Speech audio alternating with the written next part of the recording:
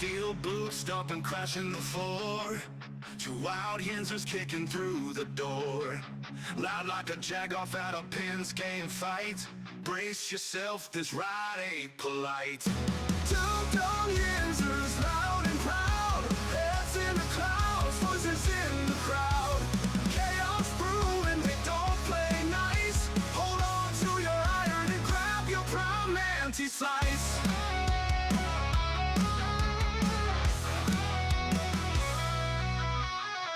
Tales from the burg with a hint of mayhem. Pierogi powered, nothing can constrain them. Knocking back stories like an icy cold brew. You never know what these two might spew.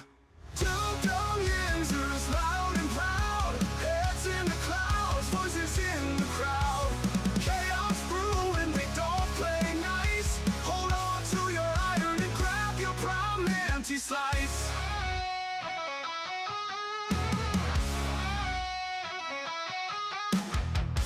From the bug with a hint of mayhem. Pierogi powered, nothing can constrain them.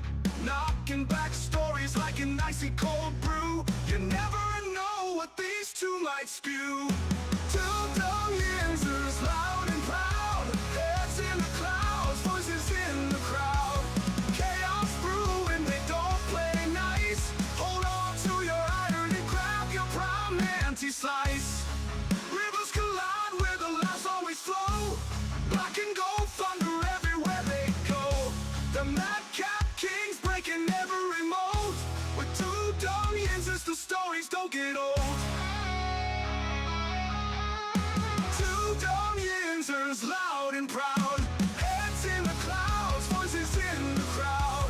Chaos brewing, they don't play nice. Hold on to your iron and grab your prime anti-slice.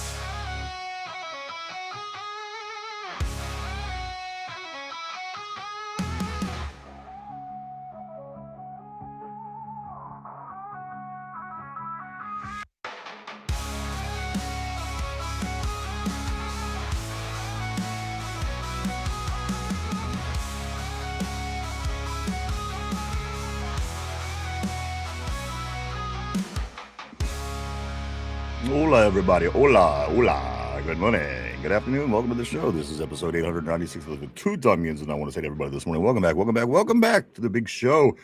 This is the Friday installment of the Two Dum Yinzers, heading into championship weekend between the AFC final teams and the NFC final teams, figuring out who the world is going to go to the Super Bowl this year for Super Bowl 60.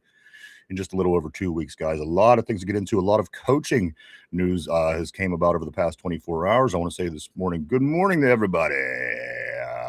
Finchy, my man. What's up, brother? Always great seeing the Finch dog in the house. What's up, dude? Good morning. Glad to be back. It's been kind of a rough week here at the Finch house, but these things happen. You know, you have good times. With the good times come the achy times. So that's where we're at. So absolutely glad it's Friday. Glad to be here. Glad to see my friends. Glad to talk about all the big stuff that's happened the last 2 weeks in Steelers football. You know what? It's just unfortunately it's been kind of weak. It's been that kind of week, Finch. I feel bad for what's going on at your house. I'm glad to hear everything is going better. Yeah, we're all right. I do want to say this, Mike. We got a little bit of a shitty situation of our own here at the studio.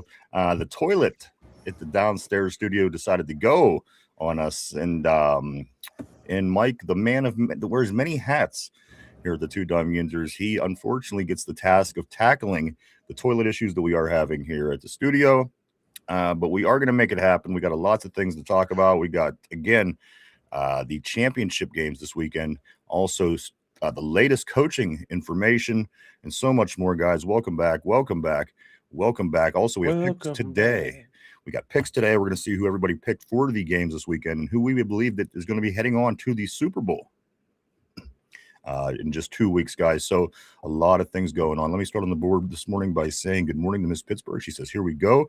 Good afternoon, everybody. Happy Friday, everyone. And she follows it up by saying, here we go, Steeler Nation. I love the spirit. I love the energy of Miss Pittsburgh every day, day in, day out. Good morning. Welcome to the show, Miss Pittsburgh.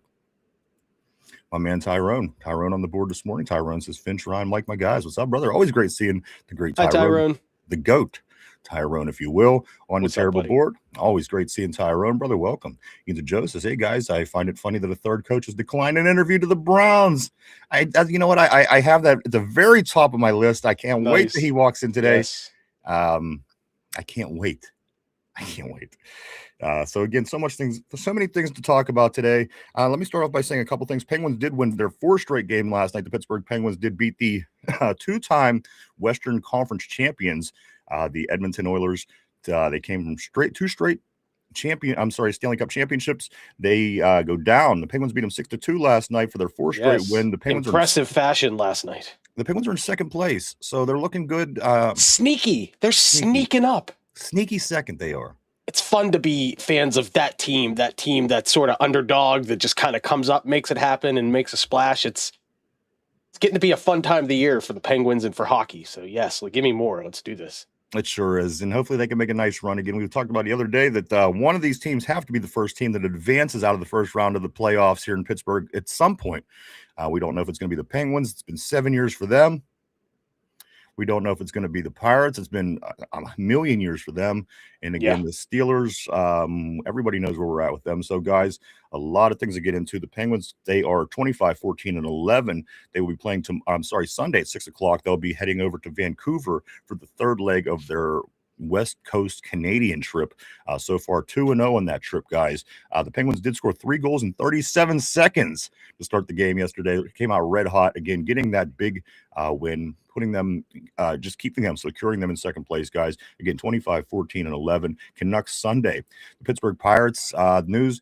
They got a bunch of number changes. I'm not going to do that today. Of course, I'm not even ready for baseball season, but a bunch of guys on the Pirates did change their numbers. So at some point, I'll touch on that because you may or may not recognize your favorite player when the season does come around. But, guys, we still have till April before that even happens. And finally, guys, the big NCAA national championship game that we did all watch on Monday night. And I know that we all watched it because the numbers tell me we all watched it, guys. 1 second here. Let me pull it up because it's kind of impressive. The numbers on the NCAA championship game looked like this. If I can, here it is, guys. 30.1 million viewers. That was the average amount of viewers. 33.2 million was the peak. It was the second most ever watched college football playoff game, title game. Also, was the second best cable telecast ever. And finally, most viewed non-NFL sport event since 2016. The last one being the World Series Game 7. So again, this NCAA game was huge. Bigger. You know what else is wild? That game was on ESPN too. They had that game and they just absolutely crushed in the ratings. So that's wild to think about that cable. Cable was able to do that well. Yeah. Not that cable hasn't done great before, but that's impressive stuff, man. That is a huge number. Cable's certainly fallen by the wayside with all these apps and streaming apps and things, and it's that's true. They do have their streaming app as well, but still, that's insane. Let me go back to the board here briefly, guys. Jollymon, what up, dude? Always great seeing Jollymon. He says, "Hey guys, hey Finch, it's Daryl." Oh, what's up, Big D? Big D, what's up, brother? Tyrone says, "Yes, sir." Schulz wants to be a Steeler. Jollymon says, "Pirates, LOL." I think we could all LOL with you on that one. Tyrone says, been watching film on these wide receivers. Man, Ryan, this best wide receiver class in a while. Omar got no excuses for wide receiver too. And I agree that we have to. It's necessary, 100% necessary. And this couldn't have fallen in a better time for wide receivers in the draft, guys. Absolutely. Also, Vegas is what's good, fellas. Always great. What's good there, buddy? From out west. Yinzer Joe says, we getting Lemon? Possibly. We'll see. Tortilla says, the Fincher's back. There he is in the flesh, everybody. Looking good. Love the Finch. Jollymon says guarantee Pitt's not playing basketball in April. You can pretty much guarantee on that. They're looking bad as it's a shame. It is because they have a nice little team. But again, I like Cummings, of course, right here from the Valley in Midland, Lincoln Park. But at the end of the day, I don't know if that team really has much in them to make a run this year. One other thing, guys, coming up next week is the Shrine and the Senior Bowls. So you're going to want to pay attention to those as they come middle to the end of next week, guys. A lot of people coming out of college are trying to be recognized and show what they have for the draft coming up in April here in Pittsburgh, of course. Okay, so here we go. Here's Goofball. Tater Tot is in the house. And he thinks he's funny because he has no clue what's coming. He says this. So Greeny says the Stolar's job is undesirable. Discuss. And I certainly will. Matter of fact, I couldn't wait for you to get here to discuss this because Finch, good. Just want to say, Mike Greenberg is a Jets fan. Exactly. So do with that what you will, but please continue. Mike Greenberg is everything New York, New York, New York. He's a New York Jew. So it doesn't surprise me at all to think that he does not think that the Steelers is a great job. But let me continue, Tater, because I got things for you today, brother. Who says again, I don't do anything for you? So this is the newest scoop that I have. Chris Shula, somebody that Cleveland had high up on their hopes list. Chris Shula told Cleveland, quote, no thanks this time to the Cleveland Browns and their interest in him as hiring him as head coach. Him and Minter both turned down the Brown jobs, talking about undesirable. Two smart gentlemen. Talking about this is literally what's going on up in Cleveland right now. They're literally talking about maybe promoting Jim Schwartz to their head coaching position. There you go, Tater Tot, all the way over in England, and I'm sure even in a different language. It is the same language. That even makes sense. But they speak it, so it might as well be a different language. You can only half understand it. And that could even only make sense. That could even make sense to you, even with that language barrier, Tater Tot. So there you go. To be fair, I have trouble understanding people who live in Cleveland. They speak a different language too. But this is hilarious. Chris Shula told Cleveland no thanks before even the interview. Again, this is another coach that turned him down before even interviewing. 2 days ago was Mike McDaniel. He was on his way. He changed his mind en route. He said, you know what? After these guys, I'm not interested. Chris Shula comes out, says, I'm not interested. And also Minter, of course, he turned him down as well. Guys, I don't see guys turning our jobs down, Tater. That's all I got to say. I don't see many people. And as those other teams, Baltimore's filling their spots, it just looks like it's a little bit closer to us getting one of these guys that we want. So live in delusional Great Britain all you want, whether it's Scotland, Wales, wherever the hell you think exists over there. I don't know what the hell is going on either side of the planet. But Tater, it's not looking for good for your Browns. As May I ask a question, right? Shula dips out before even talking to the Cleveland Browns. So there you go. I haven't seen Tater back up to respond. Finch, go ahead. I'm sorry. The concerning the three dudes that you just mentioned there, Shula, Minter, and what was the other one? Mike McDaniel. Yeah. Let's assume maybe in the next 5 to 6 days, the Steelers, not 6-7 days, but 5 to 6 days, the Steelers do pick up a head coach. And even if it's not one of those guys, let's say they do, and the Browns haven't yet, do one of those three guys end up reconsidering talking to the Browns now that the Steelers job and probably a couple of the other jobs are going to be taken up at that point? I'm going to put it to you simply. Would you? Money talks. I'll be honest with you. I it wouldn't be my first choice. That's for sure. I'm going to be honest as well. And I'm going to say, hell no. Hell no. That's kind of what I expected. I wouldn't coach Cleveland. If you paid me $1 billion, I wouldn't do it. But do you think maybe if one of those guys don't have a job by then and Cleveland's spot is open, do they at least consider an interview? Not even to talk and say, hey, man, if you guys want to pay me $25 million, not even. Okay, that's fair. That's totally fair. And no, they're going to get Jim Schwartz. He's going to get promoted from within the company. That's what's going to happen. Mike McCarthy. That's who's going to be in Cleveland. It's not even going to be McCarthy. It's going to be Jim Schwartz. I'm telling you, this is how bad Cleveland is. Everybody knows that. I'm convinced, guys. Again, we do got scoop. Of course, we do know that Jesse Minter did take he's on the Ravens job. So that's kind of interesting, Finch, because now not only do we have to pick a coach, we have to be somewhat strategic. Because we have to be mindful, yes, of the type of coach he is and what he offers to the AFC North, because now he has a giant target. He's a very defensive minded coach. He made this defense in LA one of the best. Of course, they had offensive line issues and things like this. But if you watch the Chargers defense, this is where Minter comes from, and it's a very strong defense. However, I have a theory on this, Finch. I have a theory. Some may say you might want to kind of go with a similar coach to always keep it competitive in the North. I think that the one more time, the defensive-minded coaches, unless they could hit a home run every time, I'm ready for a change. I'm ready for some offense. I'm ready to score some points. At the end of the day, Finch, I want to score more points than you. And again, if my offense could score enough, and again, if I don't have a defensive-minded, we have a defensive-minded coach for 20 years. So again, what I'm saying is I want an offensive-minded coach. They got a defensive-minded coach over in Baltimore. They should be paying more attention to what we're doing. I don't care what they're doing. We come in with an offensive-minded coach. I think we're going to be fine. We've had defensive-minded head coaches for 55 plus years. Right. And I mean, come on. And 3 of the greatest defensive minds that the NFL has seen in the head coaching position. And I will back that up. They've all been great coaches in their own right. They've all been masters when they were defensive coaches. And the Steelers look to that to continue to that. But here's something I've been thinking about the last couple of days when it comes to this specific issue. For one, the NFL has moved to an offensive model. The rules benefit the offense. And we've seen great defensive play in the last 20 years. Who was the scheming last defensive team that won a Super Bowl?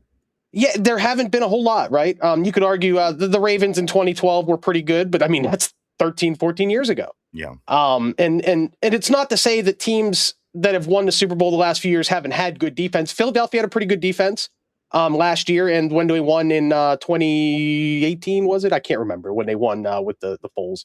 Good defenses those years. But those teams aren't the 85 Bears. They're not the 70 Steelers. They're not epic defenses. I would argue. Those teams are ultimately getting left behind in the big picture. That's exactly right. Yes, they can sneak in from time to time and get some success in the playoffs. But at the end of the day, you're watching Kansas City. Exactly. You're watching back through the New England dynasty. It's offense. You got to have it. You have to be able to score points. You have to be able to score points. In the modern league, using the modern techniques. That's Absolutely. What you need. The pound the ground strategy doesn't work unless you have that epic number one back, which we don't right now, and it doesn't look like we're going to have that guy next year. We don't have a Saquon, but the benefit of having one coach the last 18 seasons, 19 seasons, it's given the Rooneys a lot of time to take in what has happened in the NFL without having to worry about constantly replacing our coaches every few years the way that most other teams have. So they do have that benefit of hindsight to see what has gone on in the last 2 decades since the last time we've had this search, and to be able to maybe possibly use that in your current search and to understand that this is the trend. This has been the rolling trend. It's moving forward in a certain direction. And the Steelers are a team that set trends. And maybe it's time for us to set a trend with an offensive coach, an offensive mind, and start drafting offensively a little bit more as well when we can. Just a couple of things. I do want to get caught up. I'm going to go back to where I am. I do want to say to RB, I do appreciate your opinion, and you're not wrong. I'm just saying, wasn't Tom Brady, didn't he have a lot to do with those Super Bowls as well? I'm just saying he went to Tampa Bay and won it there. And he also had great offensive coordinators with Belichick. He had some really solid I'm talking OCs. Defenses. I'm talking dominant defense. I'm talking Ravens 2000. I'm talking Tampa Bay 2003. I'm talking Bears 85. You're not going to get those defenses. And if you are, it's few and far between. Would he have still won those championships in New England and in Kansas City that you're talking about, RB, without Patrick Mahomes' production and Tom Brady's production? I don't think so. That's where I'm pointing to. But let me jump over here to Tater Tot. This is it's going to be funny today because Tater is trying. He's trying to hang in the conversation. He says, our first choice is still on the market. I personally don't even know who it is because everybody told them no at this point. And he says, personally, I would have Schultz.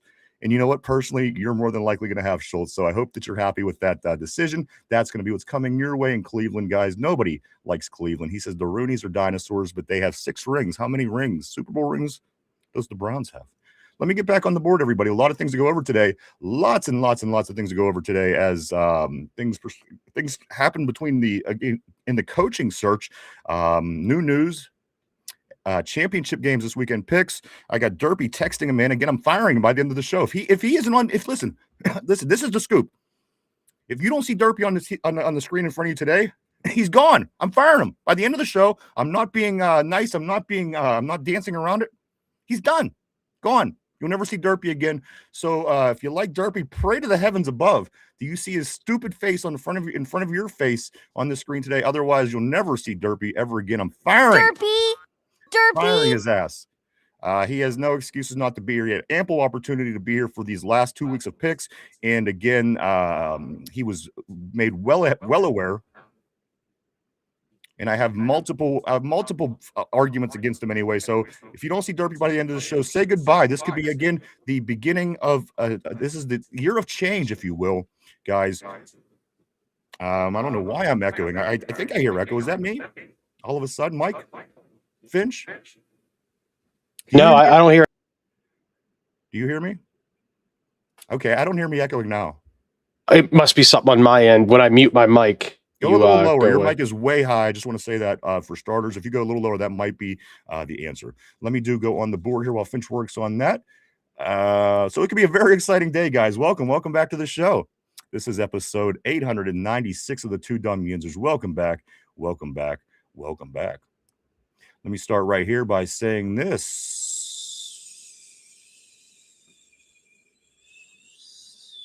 Vegas says, so there is no place to put a stadium in Pitt? No, there's not. There's none. There's no room in Pitt. There's no room in Oakland. Sound okay? Yes, that sounds better. Thank you. Oakland is full and it's on a massive hill. And I mean, it would take a lot of money, time, effort, and equipment to make room in Oakland right now for something that size. Absolutely. It's just, there's too much there. It's too crowded. It's a shame.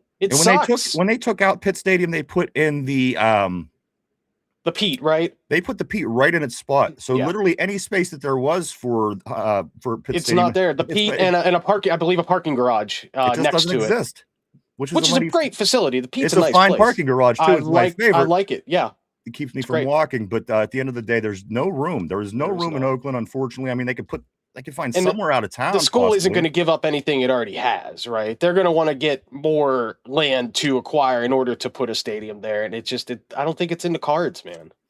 It would take a miracle. Says it was, if that was the case, why coaches declining the Browns organization? Again, I just want to make it known that Chris Shula did turn down the Browns. He says, no thanks. Minter turned down the Browns and then went to the Ravens. And again, it is believed right now that they are probably going to promote Jim Schwartz to that head coaching position. So do what you want with that, Tater. I'm just laying it out like it is. That's the way they do things in Cleveland. Tyrone says this, like the hat and shirt, Finch. Steel gang, looking good, brother. Finch is always looking good. Look at him. I'm trying. You know, I try to be stylish when I can, as best as I can. That's comfortable. And warm too. Says, I love how coaches are literally turning down interviews with the Browns, and Tater has to come put it on us to feel better. It's great. Is nobody's being turned down. A PR guy for the Browns? Are you secretly a PR guy? Well, the funny thing is, Finch, is nobody's being turned down like the Browns. Everybody's turning the Browns down. Nobody else is kind of getting turned down like they are. That's what makes this great. And again, that's what keeps the Browns the running joke in the NFL. The Clans. That's why they'll call them the Clans. Vegas says this, Dion will be the coach when nobody else wants it. Which is not out of the realm of possibility. Tyrone says, Minter head coach Ravens, we need Shula. Yinzer Joe says, I want Shula and Shillhouse. You know what? Other people are hiring other coaches. I think that it's coming down to us getting what we want here. Guys, again, we'll get into so much more. I do want to get caught up on the board here first. Vegas says, I heard someone say if the Steelers sign Shula as head coach, he will bring in Raheem Morris to be the defensive coordinator. I don't think we want that. We talked a little bit yesterday, again, with the cover 2 defense that Raheem Morris runs a lot. And again, that's if Shula comes in. I don't know. I don't know. I thought she said if McCarthy comes in. I don't know. Maybe he will. Again, from what I got from the board yesterday, it didn't seem like a great idea on Raheem Morris, but I don't know. I'll look more into it. My bad. Mark Malone says this, we have to bring Yinzer Power back to the Berg. We have to hire McCarthy. Tyrone says Yinzer Joe, Shula head coach, offensive coordinator Shillhouse, defensive coordinator Morris. Shield Curtin, Tortilla says. Shield Curtin, I like that. Also, there'll be a lot of good fun plays on his name if he comes to town. Tyrone says Mark's no, he's a Tomlin, basically, LOL. We no good. You know what? That's kind of what I'm getting. And again, I don't know much about I know his coaching success wasn't great. That's all I know. I will look more into him this weekend. Yinzer Joe says, Tyrone, I can live with that. Jolly Mon says, go Ravens. Tyrone says, Ravens are trash. Boo. RB says, here's a name to keep in mind if we aren't getting the guy this year, Davis Mills. Mills got Houston into the playoffs after Stroud sucked. Then to watch Stroud come back, choke it away. Tortilla says, your first choice is somebody already in a house. Damn right it is. It's Jim Schwartz. What the hell, whatever his name is. I don't know what his name is. Nobody knows what his name is. Jim Schultz. Isn't that like an auto seller, like a dealership, Jim Schultz? Yeah, Chevrolet. Jim Schultz Chevrolet. That's who their coach is gonna be. RB says, hold on. RB, KC won 2 of the last Super Bowls. They won off the back of their defense. And I see in your comment here in a second. I'm going to get to it in just a moment, RB. I promise you. Also says Belichick was a defensive guy. Absolutely. He sure was. But he was a great mind for football. Absolutely. He was excellent all the way around, and he proved it. He's a football genius. He was a football genius. He really was. I hate to say it, but it's true. Tortilla says, did they defund schools in UK or something? Mark Malone, the Big Johnson will open some eyes next year. The Big Johnson looking to open eyes next year, says Mark Malone. Yinzer Joe says Jim Schwartz is the only good thing about the Browns and their defense, but no one wants to deal with their GM or their owner or their team or their colors or their fans or their city or the smells or anything else that comes from Cleveland. I could promise you that nobody does. I've been there. Schwartz is smart. He'll by staying put, he knows who the head will be. RB says Philly won both theirs off defense and run splash plays. You can't show me a high-powered offense who's won since the greatest show on turf. Well, it depends what you consider high-powered offense. I thought the Chiefs had a few pretty high-powered offenses there and won some Super Bowls. And then Patriots offenses with Randy Moss and Corey Dillon and Tom Brady and I'm pretty sure that 2007 offense won every single game that season except the Super Bowl and set just about every offensive record they could have, right? Julian Edelman. I mean, the list goes on. They had nice offenses. They were very good, yes. Big Slim, good morning, Steeler gang. Always great seeing the Big Slim on the terrible board. My man, what up? RB says the teams who have won the last 15 years are off balance. Also, Lindsay, always great seeing Lindsay on the terrible board. Lindsay, what's up? All is well with Lindsay going into the championship weekend. Tyrone says Rooney got 6 rings, Tater. How you doing up there in Cleveland? We have 6 championship titles. We have championships before they even started keeping track of Super Bowls. They were the North American National Ohio Northeast Ohio Club. They, you know what? The Pirates have 5 World Series. It's comparable with a lot of teams that's been good recently. Should we compare those 1902 World Series with teams from today in most recent championships? I don't think so. But you know what? We had Honus Wagner. Yeah, Honus Wagner, Tater. There you go.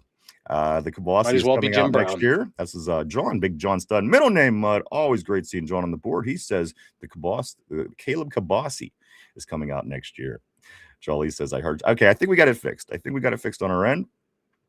Also, Yinzer Joe says, Ryan, just put up a screen for what you do for Vanilla. That way, I can't. That's the thing. I've given him way too many opportunities. He has way too many chances. He's making me like an asshole. Did I say that clearly enough? Like an asshole.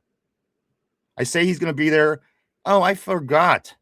He say he's going to be there. Oh, I fell asleep. If his face isn't on the screen by the end of the show, I promise you he's fired. You're going to watch a firing go down here today. It's going to be historic. I can't wait. With that being said, let me move on. Steeler Freak Derpy is making Ryan echo. Tyrone says, Ryan, I was looking at the the DB cap room. JPJ might want 18 to 25 million. We'll see, but get him 25 million. He's better. And I got some good scoop for you, Tyrone, as well about JPJ. A lot going on today. Tortilla says the LeBrowns. I like it. It's hard to say, but LeBron lames. The LeBron lames. RB says Schulhaus told Cleveland no too. He did. Schulhaus told Cleveland no. Shula told Cleveland no. Minter told Cleveland no. McDaniel told Cleveland no. And again, this just makes everything that much more better for us because it's hilarious. What if Jim Schwartz gets hired elsewhere? What if the Buffalo Bills take Jim Schwartz and they got to go? Oh my gosh! And the Browns got to go with their water boy. That's the next pick. Bobby Boucher. Bobby Boucher. And his name's a little like something, little Nicky, but they call him Bobby Boucher because of the silly situation going on in Cleveland. Jollymon says this, Buffalo Bills interviewing Rivera's. Lindsay, apparently no one wants to be in Cleveland. Is that a surprise to anybody? I mean, come on, we joke, we kid, but at the end of the day, nobody wants to be in Cleveland. And I think the history can tell you that to even have an argument or a debate is silly. Tortilla, he says Rivers will be coaching in full. You know what? Rivera will be in. He's a beast. No two ways about it. I like him. Big Slim says this Ryan Phillip Rivers interviewing for the Bills coaching job. It's Phillip Rivers. That's who it is. I didn't know that. That doesn't sound right. I wonder if that's a mistype. I think it was Ron Rivera, but I could be wrong. I would just assume. I didn't read this. I just got the information from the board. I assume that it's Ron Rivera. It was just spelled incorrectly. Finch will look into that. John I'll says look the into Browns that. chasing a coach is like Tater chasing Lindsey. There you go. The chances the Browns have of winning a Super Bowl is the same chance that Tater has of landing Lindsey. Just think about that, board. Let me move on. Steel Menace, what's up? All the way from Hawaii. He says this, and I did start the show off with Ola today. I don't know if you noticed or if you were in just yet, but I did Ola my way into the show. Great to see you, Steel Menace. He says this, so what you're saying is nobody wants to go to the shithole known as Cleveland. That is exactly. And I thought this was pretty well known. I don't know why we're still even saying it. I thought that this was well known. Go ahead, Finch. According to the AI overview on Google, so this is very, preliminary, but it does say that he has served as the head coach before of the St. Michael Catholic High School in Alabama. It's a high school. He is currently interviewing for the Buffalo Bills head coaching vacancy in January of 2026. And RB, I'm looking down the board, and RB says, no, it's Philip Rivers. Philip Rivers, yes, that's the person I am talking about. Philip Rivers, former NFL quarterback. It says here, NFL coaching pursuit. In January 26, reports confirmed Rivers is interviewing for the head coach position with the Bills due to his close relationship with Josh Allen and his extensive, albeit recent, knowledge of the game. You know what? I'm all for it. Hire Philip Rivers, please. Please. Please. The guy has proven to be a good offensive mind on the field, Please. a general on the field. He Please. was for a long, long time. Please. He has it. Yeah, do it. Please hire him. I would. That's my best case scenario for the Bills. By all means, please take Philip Rivers. Probably end up just tanking that team. Let's go to right here. Okay. Good information on the board there, guys. I had no idea to that. So that must be very recent news. But yeah, that's good stuff. That's interesting. Lindsay does say, she says, hey, Tater, Yinzer Joseph Finchy, slow down with the knowledge dropping, making me feel dumb, dude. I know we're a little bit of a dumber speed here. What's going on? I'm sorry. There was just a couple of paragraphs that caught me off guard, and I felt like I had to share right away because I was utterly surprised. Tyrone, again, she don't want to even sit on your couch, bro. Don't even get your hopes up over in Great Britain. Also, Aaron Jade, my man, with one of my favorite comments of the day. Every day, here we go, Steelers with the Rockets. Always great seeing Aaron on the board. Tater says this. This you're not forgetting. I just don't think that you know any better, and for multiple reasons. Because one, you're in Great Britain. He pleads ignorance. The United Kingdom, I guess is what they call it over there. But anyway, besides the point, the UC. He's from the UC, and he's a Cleveland fan. So I'm obviously going to have to explain this to you a little bit better. This is the comment by Tater Tot. He says, I keep forgetting that they only started playing football in 1966, according to piss pukers. No, matter of fact, everybody in the fucking country that watches the Super Bowl every year knows that there's been 60 Super Bowls coming up. This is going to be 60. Nobody cares about anything before that. Other than that, we'd be celebrating Green Bay Packers a lot more. And you know what? Maybe what about them Giants back in the 50s and the 40s? And the Bears, maybe even them in the Skins back in the 30s. The Redskins, yes. It's a different league, a different time. It's Super Bowl era. Catch up with the game. Would you, Tater Tot? Your slowness is even slow for me, and that's driving me crazy. Tortilla says, who said that, Tater? I think it's just common knowledge. Nobody gives a shit about pre-66. Right. I mean, I'm sure you were probably a fan of the Decatur Staleys from 1923 as well, right? It's irrelevant. It's 100% irrelevant. There's a modern and then there's a pre-modern when it comes to the NFL. And the only people that are arguing and fighting for that are Browns fans. Yes. Just putting it out there. You don't see Giants fans. Of course, Giants have won Super Bowls, but you don't see fans of those teams. In the Redskins, in the Packers, in the Bears, and everybody else. It's won pre-Super Bowl era. They managed to win in the Super Bowl era, except for Cleveland. So keep pedaling that bike all you want. It has no chain. It has no wheels. It has no handle. This is how that ride's going to go for you on that bike. Yinzer Joe says only the most important time in the NFL where records and stats are officially kept. Mark Malone, I'm sending my resume to Cleveland. Maybe Mark Malone could fill that job up there in Northeast Ohio. Tortilla go says for the money. Get the bag, brother. Until 2027.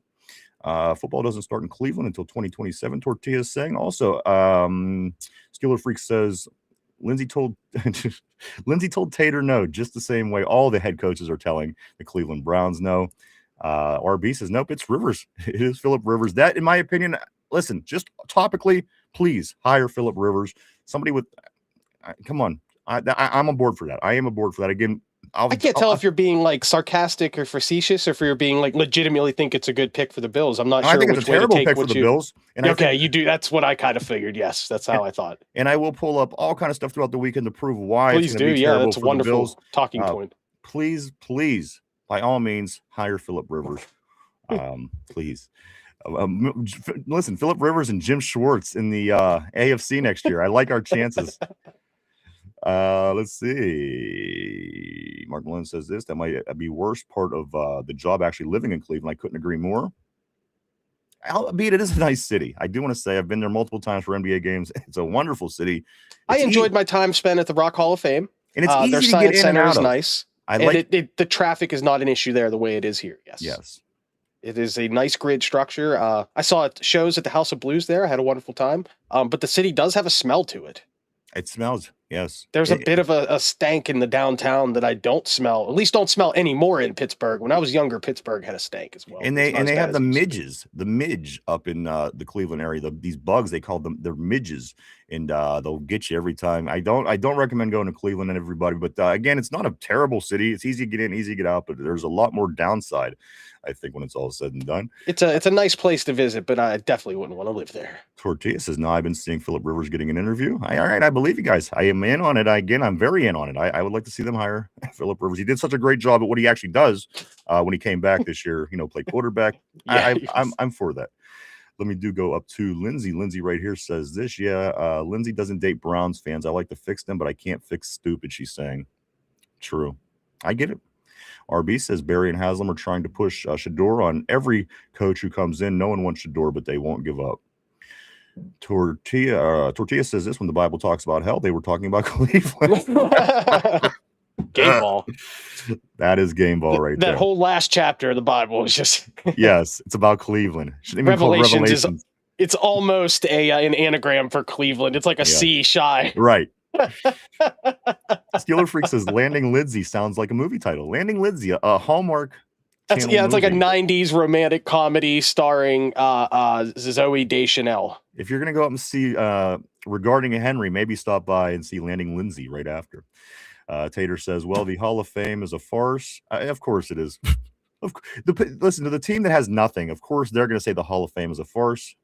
So at the end of the day, I don't know if that's right referring to the rock and roll or the NFL, but again, they both are. They're both paid to an extent to get people in, and there's a lot of backroom handshake deals have to be made to get into these establishments, I should say. I don't know. I follow the Super Bowl, and every team that I've seen win, and every team that's in there is in there, and they celebrate them, and players alike. So I'm not really going to go into the Rock and Roll Hall of Fame thing right now, but as far as the Football Hall of Fame, I could understand why Tater would have a problem with it. Also, Tortilla says if the Browns could win in the Super Bowl era, then maybe why don't you try winning in the Super Bowl era instead of sitting here and complaining and trying to convince us that the 1850 championship game still means something. And it is trying to win something in modern times. Wouldn't that be a little bit more impressive? It isn't like they haven't had every single opportunity. How many number 1, number 2 picks, multiple number 1 first round draft picks, multiple GMs, like all-star former coaches and former GMs, even ownership, all-star ownership, and Carmen Policy who took the Niners and made them into an absolute monster of a franchise, had a chance at Cleveland. He couldn't do it in all these last 26 years, 27 seasons, whatever it's been. It's just something about the air in Cleveland, something about the water coming off of Lake Erie that is, and the midges and the little fish that are all dead that float around in the bay there. I think they're called shads. I believe that's what they are. There's billions of them. It's ridiculous. You can't miss them if you go to the stadium or if you go to the Rock Hall. They're right there in the water. Something about the water, something about the lake, and I love Lake Erie. Don't get me wrong. Just something about Ohio. Just there's it's very comparable to that lake when you watch The Simpsons, that you see those fish with the 6 heads and the 4 eyes. Very comparable. Just the stuff pouring out of the pipes into the lake, and it's shit gross. Up there. It's not nuclear. It's shit. It is shit. Pure crap. They have taken the alchemy exists in Cleveland. They have taken gold and turned it into pure shit, and then you ship that shit elsewhere, and a lot of the times it turns back to gold. Yes. Let me finish Tortilla's statement here. He says, if the Browns could win in the Super Bowl era, then maybe we could count their championships before the Super Bowl era, but they can't even do that. So there's a different, exactly. That's what they're doing. They're trying to make their shortcomings acceptable in a sense, because again, they haven't won the division since 1988.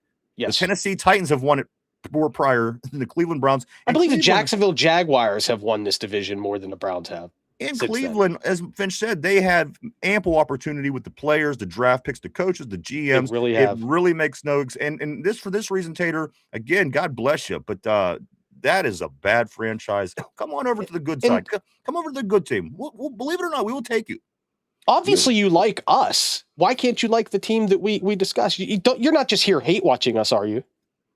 I don't know. Which is totally acceptable, by the way. He does say this, though. He says, Finch, you are a bad man. And I don't know what that means. We'll get to that here shortly. Thanks, I guess. I'll try that. But yeah, sure. Hey, we're not saying that you can't be proud of the heritage of what the team did. And the Browns have had great players. Obviously, Jim Brown's one of the greatest of all time. I like him. But they're not arguments. But it's not the same era, and it's not in this argument. It just isn't.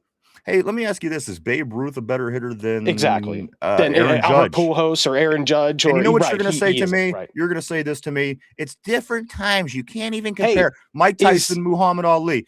It's different times. Exactly. You can't compare. Why do the Cleveland Browns championships back in the 1650s? Eddie Van Halen can play guitar circles around Jimi Hendrix. But at the end of the day, they're two different eras. They're two different styles. It's the same in football. It's the same in baseball. It's really prevalent in baseball because the sport is 160 years old. It is what it is, man. It's okay to be proud of the heritage, but to compare it to a modern league when it comes to the Browns or some of these other teams like the Cardinals who haven't done anything since like the 40s, it is what it is. You just got to understand that that's your team. For some reason, you love them. You should just jump ship, dude. Come to the good side. Come to the light. Again, I honestly think that it's because he's in Great Britain. If he was an American, he knew better. I don't think. If he just visited Cleveland once. I'm assuming you have not been there, because if you have, you probably would have been like, okay, I understand why people like the Cavs, but get these fucking Browns out of here. Like, you know what I mean? And even the Cavs, if it wasn't for LeBron, you wouldn't like them either, you know? Let me catch up on the board here a little bit. Yeah, please do. Buried today. RB says, this Tater coming from that massive Muslim of the United Kingdom, such a great history of toughness. He says about the British, of course, that they have been overthrown without a single military presence. Aaron Jade says can't even count championships. How many were in the league at that point? 10. You know, that's the thing. We're gonna have to. If yours are relevant, so are the Packers 19, and that even makes you look even worse. So again, oh yeah, they won a whole bunch of championships leading into the Super Bowl run that they had at the beginning. I mean, and yes, that is basically the same exact team that won those titles. But to me, that's you're still breaking up eras there. Let's go to Tyrone. Browns fans remember, Ryan, I deal with this one on the daily living. That's true. Tater says, RB, that's pretty racist. What, making fun of English people? We're all the same race, bro, unless you are a different race, and I didn't know that, so that doesn't even qualify. Tater also says it's going to have to block you. Sorry. He's blocking you, RB. There you go. You know what? You're right, buddy. That's your right. RB figured out the way to do things here. He pushed the button, yeah. John, I'm sorry, says this. Tater's mom put his kilt on him too tight. We all laugh. We all continue to laugh at Tater. Again, Tater, I understand that. Again, you get a little bit out of this. I mean, you are kind of a popular guy in the crew. But we like you. But we do. We like you. Yeah, this is not personal. We just hate your team. That's all. Like that. There was always that one kid in the neighborhood that you liked, but you beat him up every day. I was that kid. That was me, actually. Let me move on. I'm going to go right around here to Tortilla. He says, that's your problem, Tater. You got to fight back. That's why you keep losing at everything. Tyrone says this, everything falling into our hands. M. Sparks was good, brother. Always great seeing M. Sparks on the terrible board. He says, Pittsburgh for life. Cleveland still sucks all day. We know that, baby. We know that. And again, can you fix stupid? I don't know. And maybe we're exhausting our energy trying to do that. So let's move on. I got my point out about Cleveland. I only talked about for 43 minutes. We have coaches to discuss. We have coaches. We have championship games. Picks. I have to fire somebody today right on this show. If you've never seen anybody be fired, stick around. You have roughly a little over an hour. You're going to see it live today. Unless Derpy's stupid face pops up on the screen in front of you, he's gone. Never to be back on the show ever again. Right now. And I'm scrubbing everything that he ever did on our channel, and he's gone. I'm on his side. Come on, Derpy. Come on, buddy. Don't do this to us. Derpy, Finch is like the defense attorney here for Derpy. He's not here to defend himself. He's never here, Finch. That's the problem. I understand that. I understand that. But that's the biggest thing. The board likes Derpy. He's a popular character, Ryan. I understand he's hard to work with. I understand he is the Steven Adler to our Slash and Axel. I get it, bro. But it's like, come on, man. When I texted him one weekend, I said, "Bro, you gonna do the show?" Oh, I forgot. Yeah, I know. I forgot. Without at least you're a reasoning. Making me look like a total asshole. Is what you're doing. I agree. I'm coming on here. We build an audience, and I'm telling these people that actually enjoyed hanging out with us that we're going to do something. I say, Derpy will be here 2 days. Derpy will be here yesterday. Derpy will be here for the picks. Derpy, nowhere to be found. Sending picks over through Messenger. No. You know what? It's been too much with him. Stick around, guys, if you want to see somebody fired today. Again, another hour. Give me another hour, and I will be firing. Again, scrubbing everything on our page. Derpy will be he'll be history. It'll be like learning about the Civil War. It'll be like learning about the Titanic. Anytime you hear about Derpy, you have to go back and read about it because there will be nothing about him. Let me move on. Tortilla says we traded Cleveland's championships to China for precious precision metals. Also, precious metals. I thought that was where you're going. Cody says, what it do, brother? Always great seeing Code Man on the board. Code Man. Man, we got the crew here today. Everybody in the house, everybody, baby. Except Derpy. It's everybody except for Dirt, except for the guy that I expect to be here, every once in a while. I got to be honest with you. The board is more loyal than Derpy is, and that's why, again, he is getting fired today. And what's funny is every single person that's on the board has more of a life than Derpy does. Right. And like I mean that 100% truthfully. They're at work. They're driving in the car. They're on a highway. They're washing the dishes, watching the kids. You know what I mean? Ducking their bosses at the workplace. The text and there's no reason. This is why Derpy gets fired. You know what Derpy's doing right now? He's sitting on his bed with no shirt on. He's got his headphones on. He's playing PlayStation. And let me tell you something else. Derpy 13 hours ago was playing video games with Finch. You know what? We were playing video games last night, having fun, talking about doing the show today. Hold on, let me prove my point. 13 hours ago, Finch, you gonna do video games? Finch, video games tonight. Video games. Finch, we gonna do video games. Finch, video games. And guess what? I turned it on 12 hours ago, and there was Derpy doing video games. Yeah. Days goes by. I said, the Derpy, we have picks this week. It's on Friday. He hearts it. Everything else. Derpy picks tomorrow. Where's Derpy? I seen him playing video games. There's a video of him playing video games. That, again, another reason he's gone today. Give me an hour. I'm looking forward to this. Believe me, I'm scrubbing his shit today. Derpy no longer exists an hour and a half from now. He was on PlayStation 28 minutes ago. 28 minutes ago, there is Derpy playing PlayStation. Tell me I'm not justified to get rid of this guy. He's making me look like an asshole, and I can't. You're killing my argument. I'm trying to defend him here, Ryan, but you're making too many good points. I can't do it. I just can't continue. I won't. This is the year of change. I promised myself. I said I'm not putting up with any more of this bullshit. And again, we're going to start fresh and start new. And I got my eye on some people. I'm just saying. I have my eye on some people. Finch, you're a bad man. This is what Tater says. You know what? Tater's even more reliable. More reliable, more loyal. Once again, this is not personal, Tater. This is all strictly business, and it's the Browns are part of the business here at the Dum Yinzers network. So, let me go down here a little bit too. But thank you for that comment. I guess I am a bad man. I don't try to be, but it is what it is, I suppose. TC, what's up, big brother? All the way, my man. Actually, right here in Aliquippa, he says this. TC says the only thing Browns had was Jim Brown, and he did like Mike. I'm done. The Jim Brown again was 75 years ago. I think he quit in the early 60s, right? Yes, it's been a while. So over 60 years ago, about 60 years ago. Yeah, it's a shame. It's been that long. And he was one of those guys like Barry Sanders. He quit early. He could have lasted into the Super Bowl era and made that team a contender in the early Super Bowl era. It's possible they could have done it, but time proved that that's not what happened. Mark Malone says it is. It really is crazy. The Browns are cursed. It's the only logical explanation. Cody says, "What up, Tyrone?" Tater says, "You're a bad man." Cody says, "Rimsey." There's Rimsey. We haven't. I guess Finch did say Rimsey. I did call her that. Yes, I'm sorry. Is that still okay to say that? Yeah, I haven't heard otherwise. Okay, yeah. Tortilla says the Browns counting their championships is like the Steeler fans celebrating 9 wins. There you go, Derpy. Come on, you don't celebrate shit like this. I'm sorry, not Derpy. Listen, he's my new Derpy. I can't get it out of my head. Derpy is gone. Tater is at least here. This is why keep your shirt on, Tater. This is why I keep calling him Derpy, I think. I don't know what's going on, guys. I He don't know does what's have going sort on. of a derpy attitude to him. Sorta. He's Brit Derpy. Let's go right here. M Spark says, just pitiful, nah, Ryan. Them bad luck fools need to stay over there. Hell no. Tater says, Bernie Kosar was good. Yeah, so was Neil O'Donnell. Yeah. At least Neil O'Donnell played in the Super Bowl. That's true. And got Cody paid. says, England, yuck.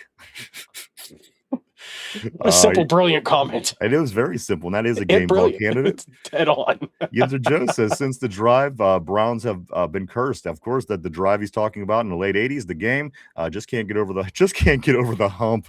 Hey man, sports maybe curses try are a and go thing. 98 yards versus Denver to start laughing. Yeah, sports curses are a thing. Maybe we should start looking at it from that angle. It's the curse of the drive, just like there was the curse of the Bambino and the curse of the goat or whatever the hell it was for the Cubs, and the curse of the terrible towel that now the Houston Texans and the Texans. Buffalo Bills are kind of falling into. So again, say what you want. I didn't see the Rams or the Broncos wiping their ass with a terrible towel. I'm just saying we're gonna get into that and so much more. True. Let me get through some of these here. Jollymon says, Finch, my wife says you're smoking something with your Hendrix comment. Smoking something with your Hendrix comment. That's fair, but Hendrix would never be able to keep up with Eddie Van Halen had he been alive. That's true. Just saying. That's just true. Saying. That's not a knock. That is not a knock. Van Halen was just that far ahead. Man, Eddie Van Halen was a monster. Just like the current Steelers and the Steelers of the last 50 years are that much farther ahead than the Browns. That was the metaphor we were going for. We were not trying to dog Jimi Hendrix. We love Jimi Hendrix around here, right, Ryan? We do love Jimmy. I one of my favorites. Absolute legend. It's talk shit or to Tater today. Yeah, it is. I mean, again, it's because you brought this on yourself, Tater. Shula, Shilhaus, Minter, and Mike McDaniel all declining to even talk to Cleveland. Of course, some of these other guys got their jobs. We'll get to that in just a second. But those four guys who Cleveland thought they had a chance with, they all called before they even got a chance to talk to him and said, you know what, we're no longer interested. We don't want to have anything to do with you. But again, I don't want to talk about the Browns all day. I can't do it. I won't do it. Let's move on here. Steel Menace out in Hawaii says this, Tater, stop making your side piece. Stop making us your side piece. You are a Steeler fan.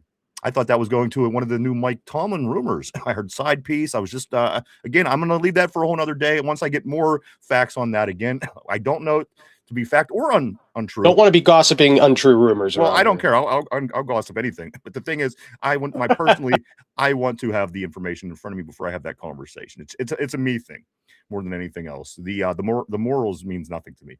Let me move on.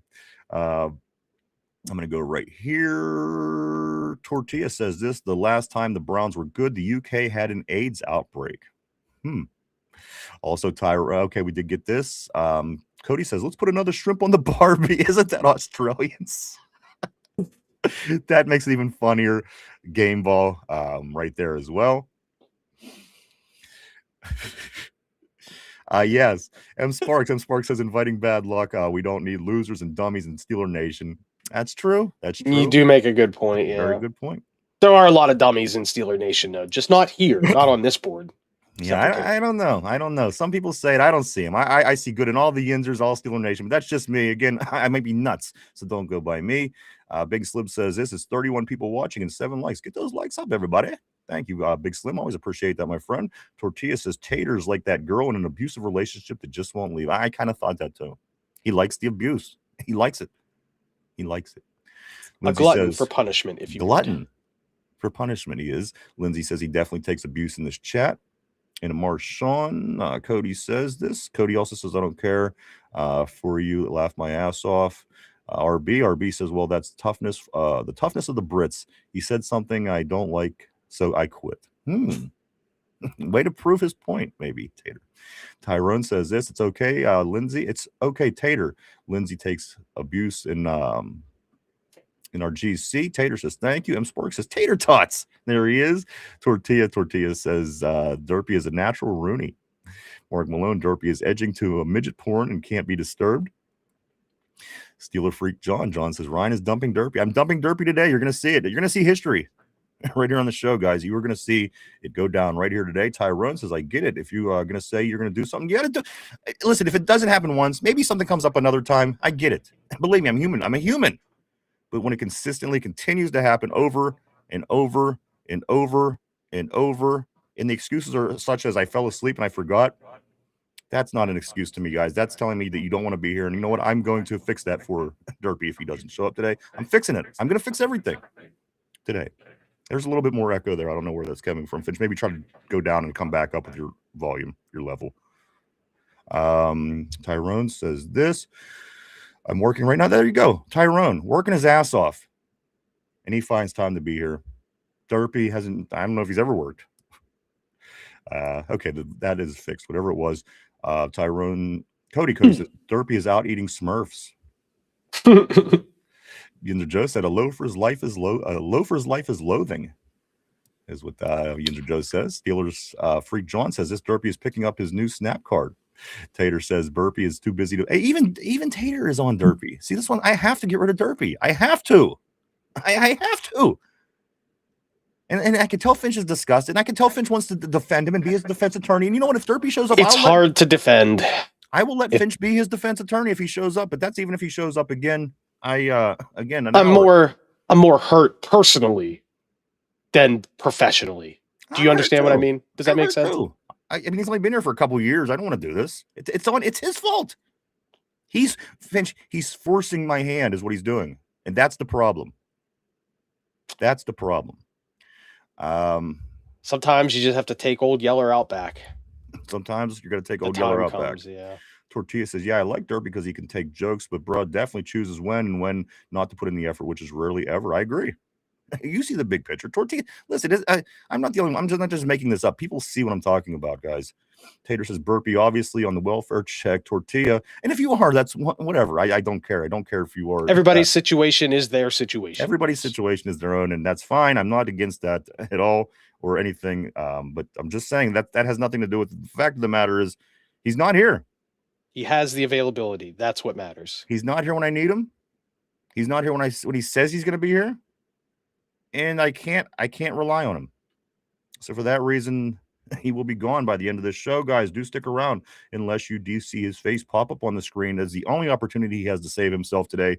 And we're already an hour into the show. And I do have a lot to get into, guys. So let me get off the board briefly. I'm going to turn my attention over here because I do have a lot of talking points we're going to get into, Finch, today. Good ones, bad ones, everything in between. A lot of talking points. Let's keep it on the coaching situation. And then we're going to swing back around to the championship games and our picks for this weekend, more toward the end of the show. So this is what we're going to do. We're going to get into these stories, these situations. I just want to say, just in case you missed the first hour, Chris Shula, Nate Schillhaus, Jesse Minter, and Mike McDaniel, all turned down the Cleveland job before even getting their personal interview. I'm just saying, just putting that out there. So that is news. That is news. This is the updated, for one moment here, Finch, grab a comment or two. I'm going to get my updated odds on the Steelers coaches. This is according to somebody. Give me a moment. I'll pull it up and I'll let you know. Yeah. Just, what's up, TCO 69? What's up? He says Paul Brown was cheap and didn't want to pay Jim. Fair.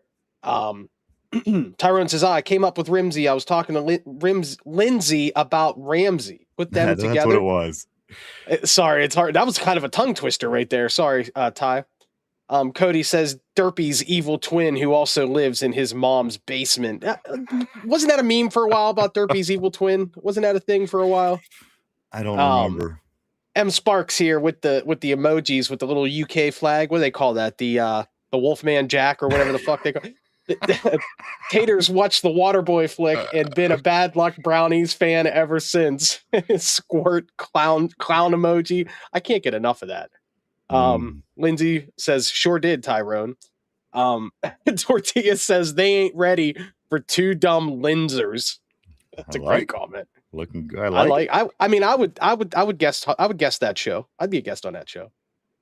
Tater says again, I'm not English. Well, dude, the cat's out of the bag, man.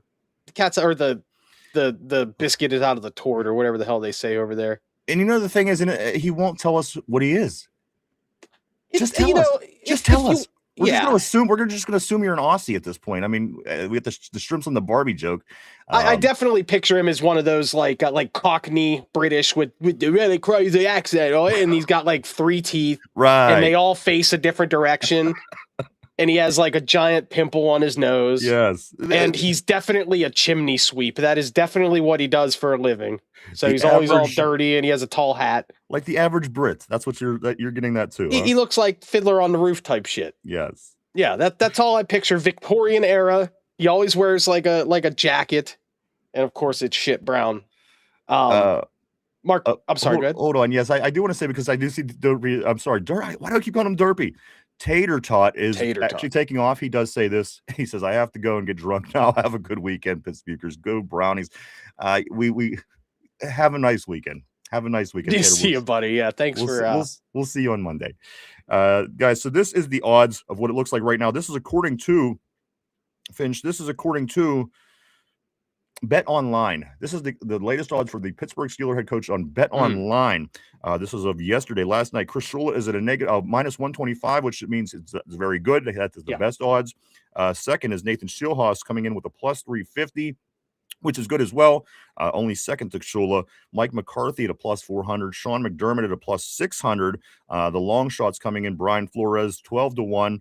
Clint Kubiak 33-1, and Anthony Weaver, who was just in this morning for an in-person interview. Of course, the defensive coordinator for the I think he did the video. Yes, he did the virtual interview first. Yes, right. Anybody that's coming now basically already did their virtual, except for Mike McCarthy and Brian Flores, right? Brian Flores, because they were familiar. So yes, he did have his in-person this morning.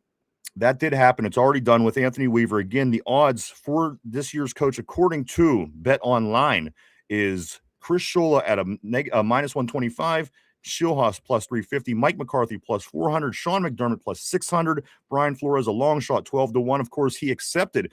He looks like he's going to keep that job in Minnesota. He had the option to choose another job. If somebody would come along and say, you know what, we want to hire you, it's looking like he's leaning toward keeping his Minnesota Vikings job. And you know what? He might see it as the best opportunity for himself, and he knows something within the organization and knows where things are going. So sure, he has a personal connection with what's going on there and all that good stuff too. He's trying to build something. I can respect that. The mad long shots are this: Finch, Clint Kubiak with a 33-1, and of course Anthony Weaver, who was in today, 33-1 long shot odds of becoming the Steelers' new head coach. Guys, a few other things in that regard. After Weaver being interviewed this morning, the Steelers are now allowed to hire a head coach. They weren't allowed to hire a head coach prior to today. They had to fulfill the Rooney Rule. The Rooney Rule, yes. And the Rooney Rule was fulfilled this morning by finishing that Anthony Weaver interview. So now the Steelers are free to hire. Again, we've had people in town. We had people in video. We have people getting jobs elsewhere. I think everybody kind of has an idea of where we're looking as we want to continue this move to grab our new head coach. These two guys, I think, at the top of the Vegas line or the Bet Online line. They have it right. Those are the two names we're very interested in. And again, Jesse Minter. Jesse Minter, guys, Baltimore. Jesse Minter is the new Baltimore Ravens head coach. Again, he is the defensive coordinator from the Chargers. So if you're wondering what the competition in our division is going to look like moving forward, it's going to be more defense. Do what you want with that. I think it's time for us to kind of conform to the league. Again, it's all about scoring. It's all about points. Yes, defense is good, but at the end of the day, you got to be able to score. And this is something that we've struggled with dearly, semi-recently and recently. So, guys, Jesse Minter is the new head coach of the of the Baltimore Ravens. Might as well be the Cleveland Browns. But that is what's going on. Jesse Minter will not be a Pittsburgh Steelers head coach, as he will be coaching over in Baltimore. Just a moment, I can pull up what things look like as far as the coaching hunt. The Atlanta Falcons, guys, they hired Kevin Stefanski, of course, the former coach from the Cleveland Browns. Yes. John Harbaugh goes to the New York Giants, of course, the former coach of the Ravens. Jeff Houfy goes to the Dolphins. He's on his way to Miami. Robert Saleh is on his way to Tennessee. Jesse Minter got hired by the Ravens. So we are halfway through this hunt, guys. 5 out of 10 teams do have their new head coaches in place. 5 out of these 10 teams do have their head coach in place. Still waiting for their new head coaches: the Arizona Cardinals, the Buffalo Bills, the Cleveland Browns, the Las Vegas Raiders, and the Pittsburgh Steelers. Now, you got to be honest with yourself. Considering if you're going to basically base your whole job search on if a team has a quarterback who may get injured, who may not even be here 3 years from now, who knows? I think that the Pittsburgh Steelers is certainly the most attractive job of the bunch. Maybe again, maybe Buffalo, but again, you're basically basing that on what they have right now. Go down just a hair. I'm getting that echo again, Finch. Every so often, it just keeps Man, it might be something with my software or something. I'm not sure, man. I'm just sorry. adjust, because when you adjust, it goes back to being normal, and then we're okay. Yeah, I don't even do anything to it. I just adjust it down and back up, and it just does do it. I that. don't know. That's what's working. But again, guys, the Steelers certainly is the most attractive, I would think, if you were a high-profile coach or somebody looking to move forward in this league, as a Schulhouse or a Shula may be doing. The Steelers, other than that, against the Raiders, the Browns, the Bills, and the Cardinals. Mark Malone. You know what? I think it's X amount of players, actually. I don't think it's just one guy, because we also did hire Flores. So, but I'll get to Mark in a second, his crazy comments. But let me get that information out there, guys. As again, if you were going to base your whole decision on becoming a coach, if the team has a Josh Allen, which again, you don't know if that's the guy could listen, he could blow his knee out and be done with his career for the rest of his life. The fact of the matter is, I look for stability, and the Pittsburgh Steelers' stability is the most attractive to me. Again, Arizona, Buffalo, Cleveland, Las Vegas, and Pittsburgh, the 5 teams still looking for their coaches. The Falcons, the Giants, the Dolphins, the Titans, and also the Ravens have their new guys. Finch, any comment on that new group of guys that's coaching their new teams? Not really. I thought that maybe Harbaugh to the Giants at first, when I read it, I thought it was kind of a good idea. But the more I've thought about it, the Giants have been kind of a crappy franchise for the last 10 years or so. And Harbaugh, you made a good point recently. Harbaugh is one of those guys that's kind of set in his ways. He's been doing it a long time. The guy's in his 60s.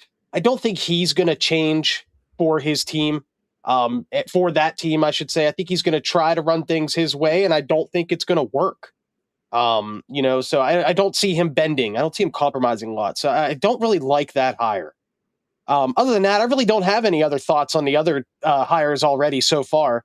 And when you look at the teams that have not yet hired anyone, those aren't exactly attractive places. Las Vegas is an attractive place, but the Raiders are not an attractive team to work for. Buffalo is a team with a lot of upside with Josh Allen, but it's not an attractive place to live. And these are things you have to look at if you're going to be a head coach and you want to work at a place for more than a couple of years. So I think Pittsburgh really is the best balance, the most attractive job on the market right now for any aspiring NFL head coach.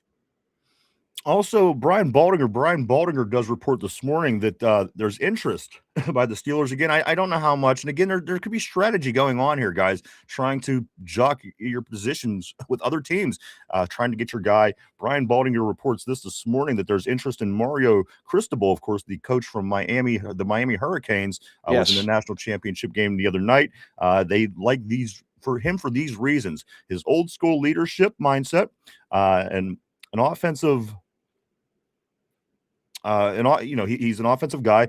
His old school leadership mindset and his recent success at Miami. Again, I don't think that he is a candidate. I think this is a name. And again, this is Brian Baldinger. This isn't the Steelers. But again, right, if they are being strategic, you could throw different names out there to throw the people off that may have their eyes on your guys. And that could very well be what's going on here. Again, the latest news is of this morning. Brian Baldinger, Finch, has indicated that we have interest in Mario Cristobal. The Miami Hurricanes head coach. I did read too that it got out recently that he grew up as a fan of the Steelers. I don't know if that has anything to do with the connection, but sometimes people grasp at straws. He did say that somewhere recently. He was a Steeler fan growing up. So hey man, if that's what is your interest and you want a job and look into a job, what better place to look into than Pittsburgh? Like I said before, so. Mario Cristobal obviously is a pretty good coach. He's taken a team and overperformed with what they had there in Miami. I feel is the number 10 to get all the way to where they did. Good for him. It's a good feather in his cap. And, he probably will be an NFL head coach one day. I just don't know if he's going to be coming to Pittsburgh right now. Also, no, we did get to that. Let me grab a couple more of these things. You know what? I never, ever, and because he always says stupid shit, Don Orlovsky, of course. Don Orlovsky, I can't remember what his big thing was. We were going to start 0-6 is what it was. And we caught how stupid he was. For once, I do agree with Don Orlovsky. He comes out and says this: hiring Mike McCarthy and bringing back Aaron Rodgers is the worst decision the Pittsburgh Steelers can make. And this is after I did read the information that there's a 60% chance that Aaron Donald does There's a 60% chance that he retires, which means there's a 40% chance that he does come back. Guys, if he does, good for him. It just can't be here. It's time to move forward. Again, Arvlosky, I agree with you for once, 100%. That would be the worst possible decision. Bringing Mike McCarthy, all you're basically doing is building an extension of what we already had going on, and we got to get away. This might be the best and only opportunity to do that in the sense that we can, and we hope that we will. Finch, Dan Orlowski saying McCarthy and Bad Aaron idea. Rodgers Yeah, I would be agree. the worst decision Pittsburgh can make. Hey, man, how often does the band get back together 20 years later and they're still as good as they were in their prime? How about almost never? Yeah. Almost never. That's what it'd be. You'd be getting the band back together. We don't need the band back together. We need the new band. We need somebody new, fresh, come in here, turn things around, and build on the foundation that there is. And he's not the guy. McCarthy's not the guy for that. Yes. He's too established. He's too old. It goes a little bit with what I said about Harbaugh earlier. He's going to try to establish something that technically really isn't there, and he's going to suffer because of it. I'm going to tell you why it's not even a possibility. This Mike McCarthy, why everyone's going crazy, is because he is a Pittsburgh guy, and that's why they want him. And the reason it's not a possibility is because nobody's knocking down his door. Nobody has interest in Mike McCarthy. Why would the Pittsburgh Steelers, who want to turn things around after the coach resigned and they, were in a position, why would they have any interest in kind of going back in that direction? And exactly the reason I'm saying, Finch, nobody is knocking this guy's door down. Mike McCarthy, in my opinion, is a 0% chance. That's my opinion, to be the head coach of the Pittsburgh Steelers moving forward. And again, I think the proof is in the pudding. He's not exactly being sought after. I think the Steelers are looking at guys like Schilhaas and Shula and people that are more sought after. And a guy like Mike McCarthy, I think, has no chance of being the head coach of this team. And the Aaron Rodgers with 40%, 60, whatever the hell the percentage, I wouldn't hold my breath on that one, guys. Steelers have turned coordinators into legends. First-time coaches become long-time coaches here in Pittsburgh. We do not need a recycled guy like Mike McCarthy. All right, guys, a lot of things to get into. We're going to start turning the corner, but let me jump back and catch up on some messages today. I don't want to get too far behind. I'm going to start around right here. Yeah, there it is. There it is. Tortilla's out there working. Let me go right Cody here. says prostitution is legal in Vegas. Come on, man. Cody also says wrong-o when it comes to football. It's always personal. Tater, fire him, Ryan. Fire him. Damn, the heat. I'm feeling the heat. I think he wants me to hire Jim Schwartz. Get rid of Derpy and hire Jim Schwartz so he doesn't have to worry about that. Tortilla says this. Tortilla says Tater and Derpy should start their own podcast called the Double D Podcast. Huh, I like it. I like it. You know what? We're not seeing Derpy's double D's. And if I had any faith in Derpy, I would run it right on our network. But you know what? He's about to be fired here in less than an hour, guys. Do stay tuned. It's about to happen. Tyrone says, fire him like the Browns did, their head coach. I will. TC says Paul Brown was cheap and didn't want to pay Jim. And again, that falls back to just a terrible everything when it comes back to the Browns. Pure crap. Tyrone says, I came up with Rimsey. I was talking to Lindsay. Okay, Finch, I think you did get that. Also, You got that comment. M. Sparks. I'm going to try to scoot a little bit further ahead. Tater says, no, I'm not English. This is like a Seinfeld joke. Tell us already what you are. Tell us. We don't know. We want to know. And again, if you don't tell us, we're just going to assume you're Australian, like Cody said. And at the end of the episode, you never do find out where he's actually from. Right. It stays ambiguous. It's like, yeah. That's what I'm thinking. Tortilla says, yeah, Tater speaks loser. Also, Cody says, yeah, Finchy, listen to Jimmy. You can't hear Jimmy. I like that. White man can't jump. White man can't jump. Of course, the reference. Yinzer Joe says Sanders and Browns left the NFL for a different reason. Brown felt insulted and was given an ultimatum from the owner. Barry was frustrated by the Lions' inability to build a winning team. Mark Malone says Tomlin should make porn with the Bella Danger. Why Tomlin? I went in on that. Come on, Bella Danger's red hot, man.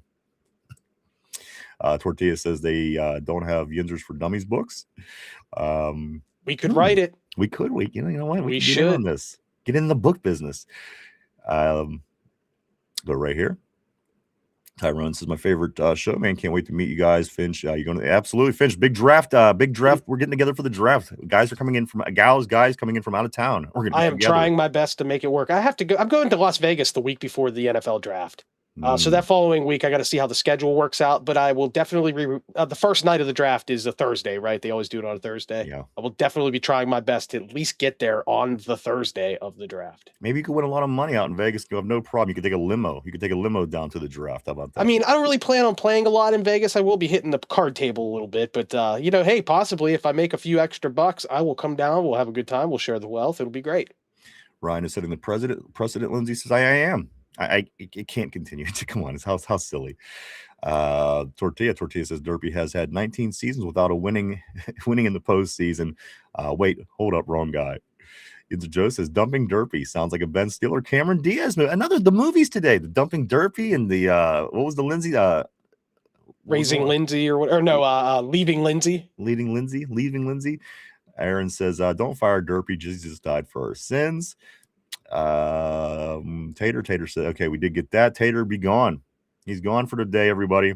Let's focus, everyone, as we have important things to talk about. Biscuits and gravy. Cody says this. Tyrone says, yep, drink as many losing seasons you had. Oh, yeah.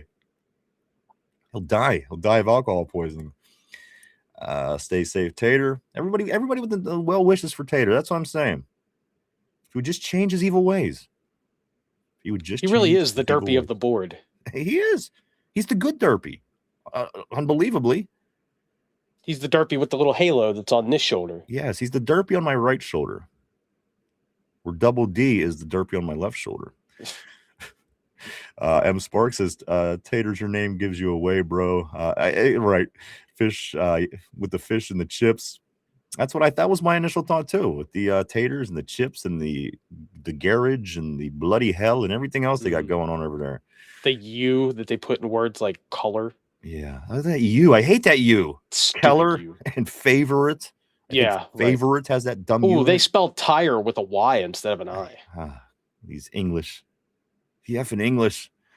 Cody says, I can't wait to say Shieldhouse. Cool name. Very, very cool Pittsburgh name. It would turn into a Shieldhouse before you know it. No two ways about this. M. Sparks says, Rooney Rule interview number 3. That's right. It was. Random black guys. You have zero intention. But you know what? At the end of the day, you have to hire you have to interview X amount of people. So whether you intend on hiring them or not, there is a requirement. So you're not wrong. Mark Malone says this. Did Shieldhouse fulfill the Rooney Rule requirements? Isn't he Roman Wilson like? But of course, Brian Flores did interview. Anthony Weaver did interview. And again, however that goes with Shieldhouse, I don't know. Cody says this Minter got halfway to Cleveland and said, fuck this shit. I'm staying in Baltimore. I might get robbed, but at least I don't. It doesn't look like a dump. Steeler Freak says this. SH. I don't know who missing is Mocha. Oh, okay, Shieldhouse is Mocha, therefore it was a half a Rooney. Tyrone says Steelers front runner. Also, that's where Cody says prostitution is illegal. Derpy, all right, go ahead, my man. Or with the Derpy, my mind is this is why he's got to go. Finch has got to go pee. We'll be back in just a minute. Mike is fixing the toilet. What a day this is. What a day. No wonder I'm in the mood to fire Derpy. That's why Mike's not here. He's working on a toilet in the downstairs studio. Finch is on his way to pee. Love it. Gotta love it, everybody. Steelers front runner Tyrone says Mark Malone. That could be Steeler Freaks 1964. They might do a German World War II type race percentage and add the total up to fulfill the Rooney Rule. Somber says it's not. LOL. Somber, what's up, bro? Always great seeing Somber on the terrible board as always. Mark Malone says we were only halfway there, maybe.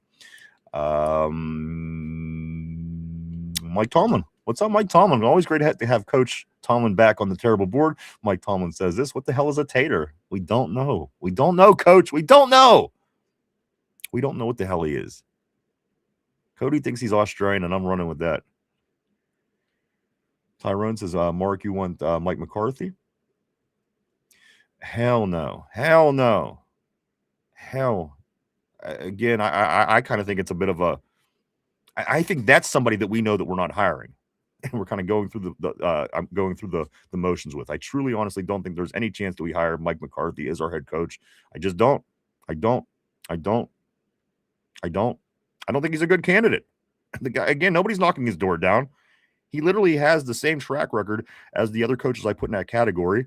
It's been a long time since they won. They haven't been able to keep up with the league. They haven't been able to build anything to come back to what the league is doing. Again, Mike McCarthy, in my opinion, is one of the worst possible hires that the Steelers can make. I don't think that that's going to happen.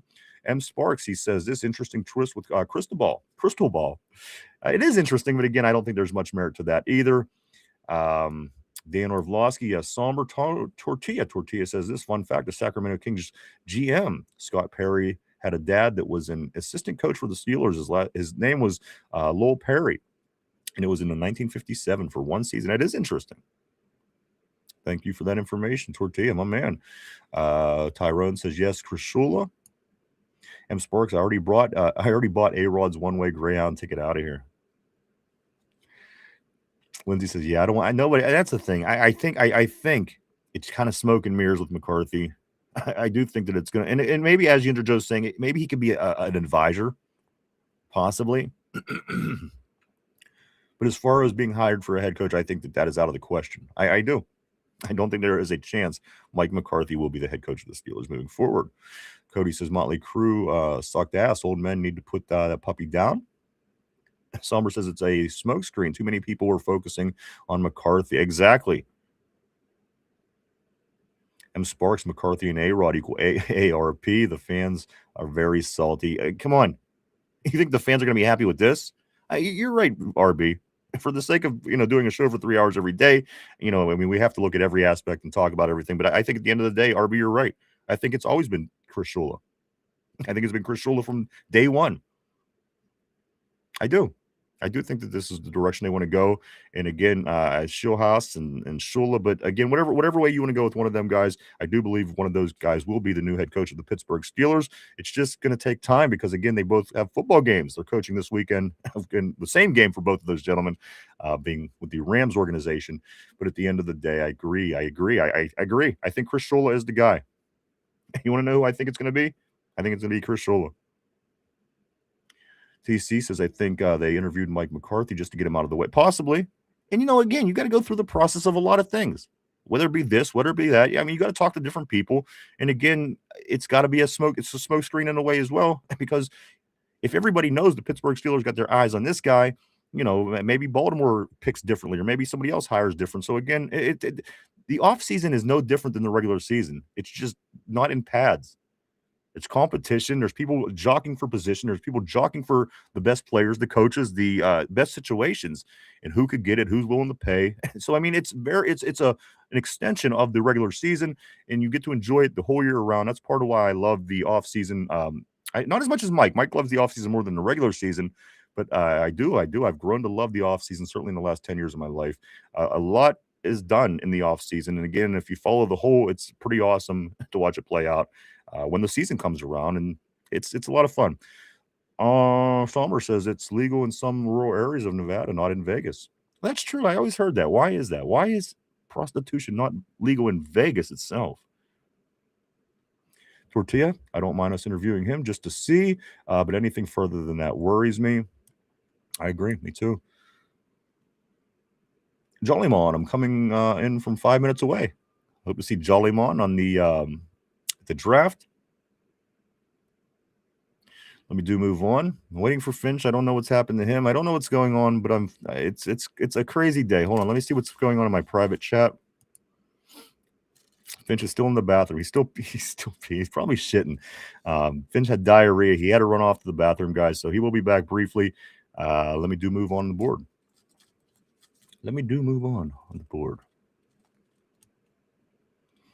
I'll be at the draft. Oh, that's sweet. Okay, let me get caught up then. I have to get these. I mean, come on. We have draft talk. We have people coming in town.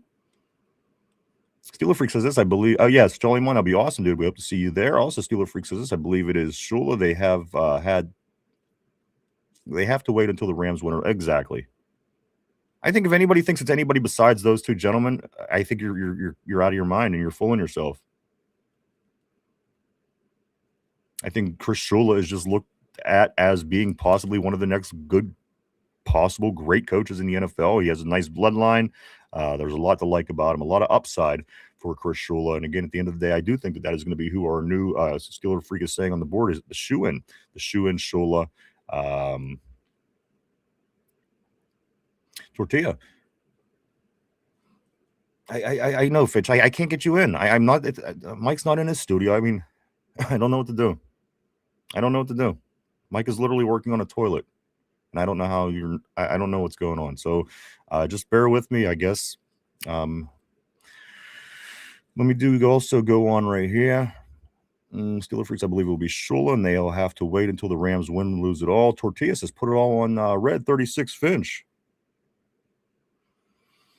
Cold Steel says I'll be the first at the draft all weekend, or I'll be at the draft all weekend. Awesome, dude. Can't wait to see Cold Steel 412. Welcome to the board. Welcome to the show. Great to have you. Tyrone says that's awesome. Finch, enjoy Vegas. Tyrone also says I'm going all these days, all 3 days. He says color. There it is. Color with a U. I'm getting word on the board that Mike is working his way back to the studio from the toilet. All the toilets with this show all day. Every minute with the toilets. Finch got to go to the bathroom. Mike's working on toilets.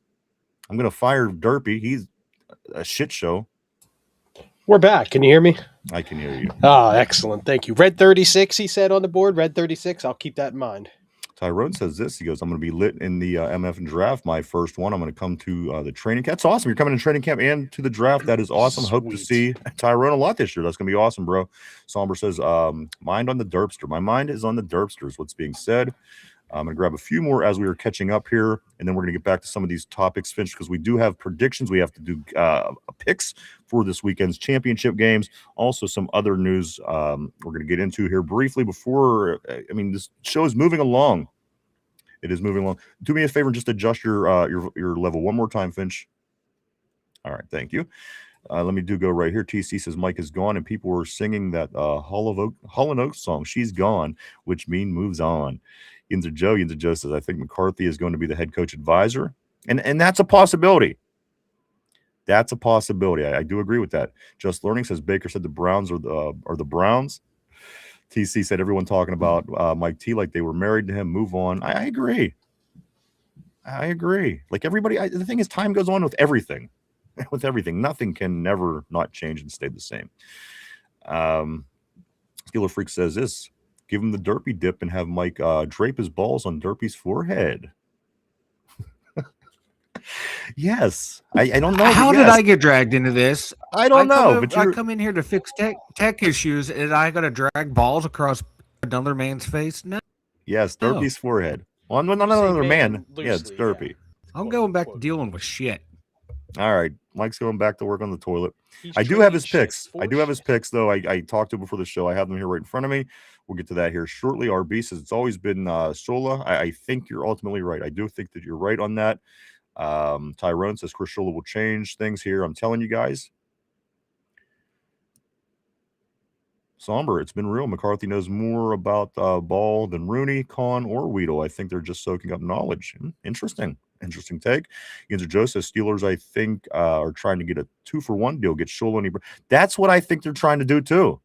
And I don't know how possible that is, but it sure seems like that to me. Like they want to land Shola and Shillhouse. And again, these guys are turning down other jobs. They're turning. I mean, the Browns for one, but I think this might be it, guys. I think this might be what we're shooting for.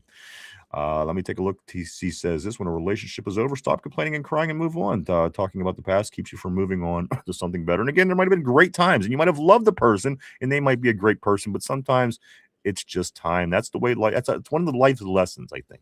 Memories Sometimes need to remain memories sometimes, you know? Yeah. M. Sparks says McCarthy fulfilled the running rule under Senior Citizens Equal Opportunity Act. End of day, Steelers will have a losing season with I couldn't agree more. I think that it will be very similar if Mike McCarthy does become the head coach. And again, I don't think that's going to be the case. I don't think he'll be hired as head coach. And I got to be honest with you. If the Steelers are dumb enough to hire Mike McCarthy as their coach, I don't know what I'll do. I just don't know what I'll do. Lindsay says, I don't actually like the Lindsay. Some people don't. Some people, they just love to watch the football, and that's totally understandable. It took me 40 plus years to get into the mode that I'm in, so I can't talk about anybody. It's just kind of where I landed at this point in my life. Mac M. Sparks says the Rooney rule. Also, don't drink that. Corey, my man Corey Beefers, he says this. You guys see the conspiracy theory that Mike Tomlin stepped down because we did. And you know what? I am going to talk about it. I'm just not going to yet. I need more to play out again. I don't want to be the guy saying that he did it and then ends up coming out that he didn't do it. I want a little bit more to come out. And again, there's a lot of things being said and a lot of information. But I'm still going to hold on to it just a little bit longer. Just a little longer. Because people will take it as news, and I'm reporting it, and it's not. We'll be talking about it in the capacity of the talk show. But at the end of the day, I'm going to wait, but we will. It's very, it's definitely out there, man. Corey, thank you for that. Cody says, you would know, Somber, you old sailor, you. Shu and Shula is what Steeler Freak John is saying. Somber, yes, I Googled it, LOL. M. Sparks says Shula head coach, Shieldhouse offensive coordinator. That is where I think that they're going. And everything that I've seen to this point has led me to that.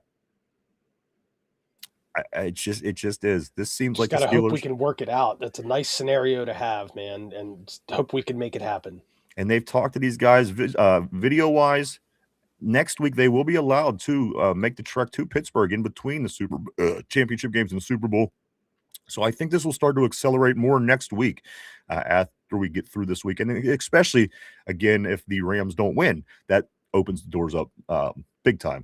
So again, I think this thing starts to accelerate a little bit more as we move forward. Tyrone says, I love the offseason making moves, cuts. You know what? And that's the thing too. I think once you're in you really get into it, you want to learn more. And then you want to learn more. And you want to learn more. And that's kind of where I'm at right now. Shia LaBeouf, Cody says, Finch, we can't hear you. Steeler Freak says Mike has the most secure job in Pittsburgh. Our Mike? He sure does. Vanilla Thunder. Vanilla Thunder has the most secure job in Pittsburgh. When he's not producing, he's plumbing, fixing toilets. He's IT tech. He's a man that wears many hats, Finch. He's a Mike of all trades. He's a Mike of all trades. Cody says, Fincho Rooney, can you hear me? Can you hear me, Fincho Rooney? I can hear you. Yes, I can. M. Sparks, I'll be coming to town for training camp now that Tomlin is gone. Oh, I can't wait. Again, everybody coming to town. It is out of town. Whether you're coming from Hawaii or Japan or Ohio or Missouri or Texas or Illinois or California, wherever the case may be, we'll hook up, baby. It's going to be a lot of fun this year. This is going to be a really, really fun year for the two Dum Yinzers, and we want to get everybody involved as much as we can as we grow this thing, guys. So it's going to be a blast. Can't wait to see M. Sparks. Can't wait to see Ty. Can't wait to see everybody as they come to town for these big events, guys. This is the year to be a Pittsburgh Steeler fan. Tortilla says, now let's be honest, Derpy has the most secure job in Pittsburgh. Oh, I tell you what, I don't know if Tortilla is pushing me, if he's tempting me, if he wants to see me fire Derpy today, but that's to me seems like a comment of somebody that wants to see Derpy be fired. I'm just saying. Some men just want to see the world burn. Some men just want to see the world burn. Let's see. The Finchinator. The Finchinator, Mike is muted. I hear Finch. That was a couple minutes ago. I was having issues with the tech, and then when I came back in, I was muting my mic. And gotcha. We're a couple minutes behind Chad on what the current, you know what I mean? Gotcha. Diddy Booty Rooney? Diddy Booty Rooney? That's funny. That's funny. It's so stupid, silly, but I love it. I can hear myself saying that later today. Diddy Booty Rooney? Singing it to like a little tune, snapping your fingers. Your old lady walks in. What are you saying? She's like, what'd you say? I'm like, Diddy Booty Rooney? Don't drink that. I'm not entertaining the conspiracy. And you know what? It could be true. I don't know. That's the problem. I don't have a strong enough opinion one way or another for me to discuss it on the show.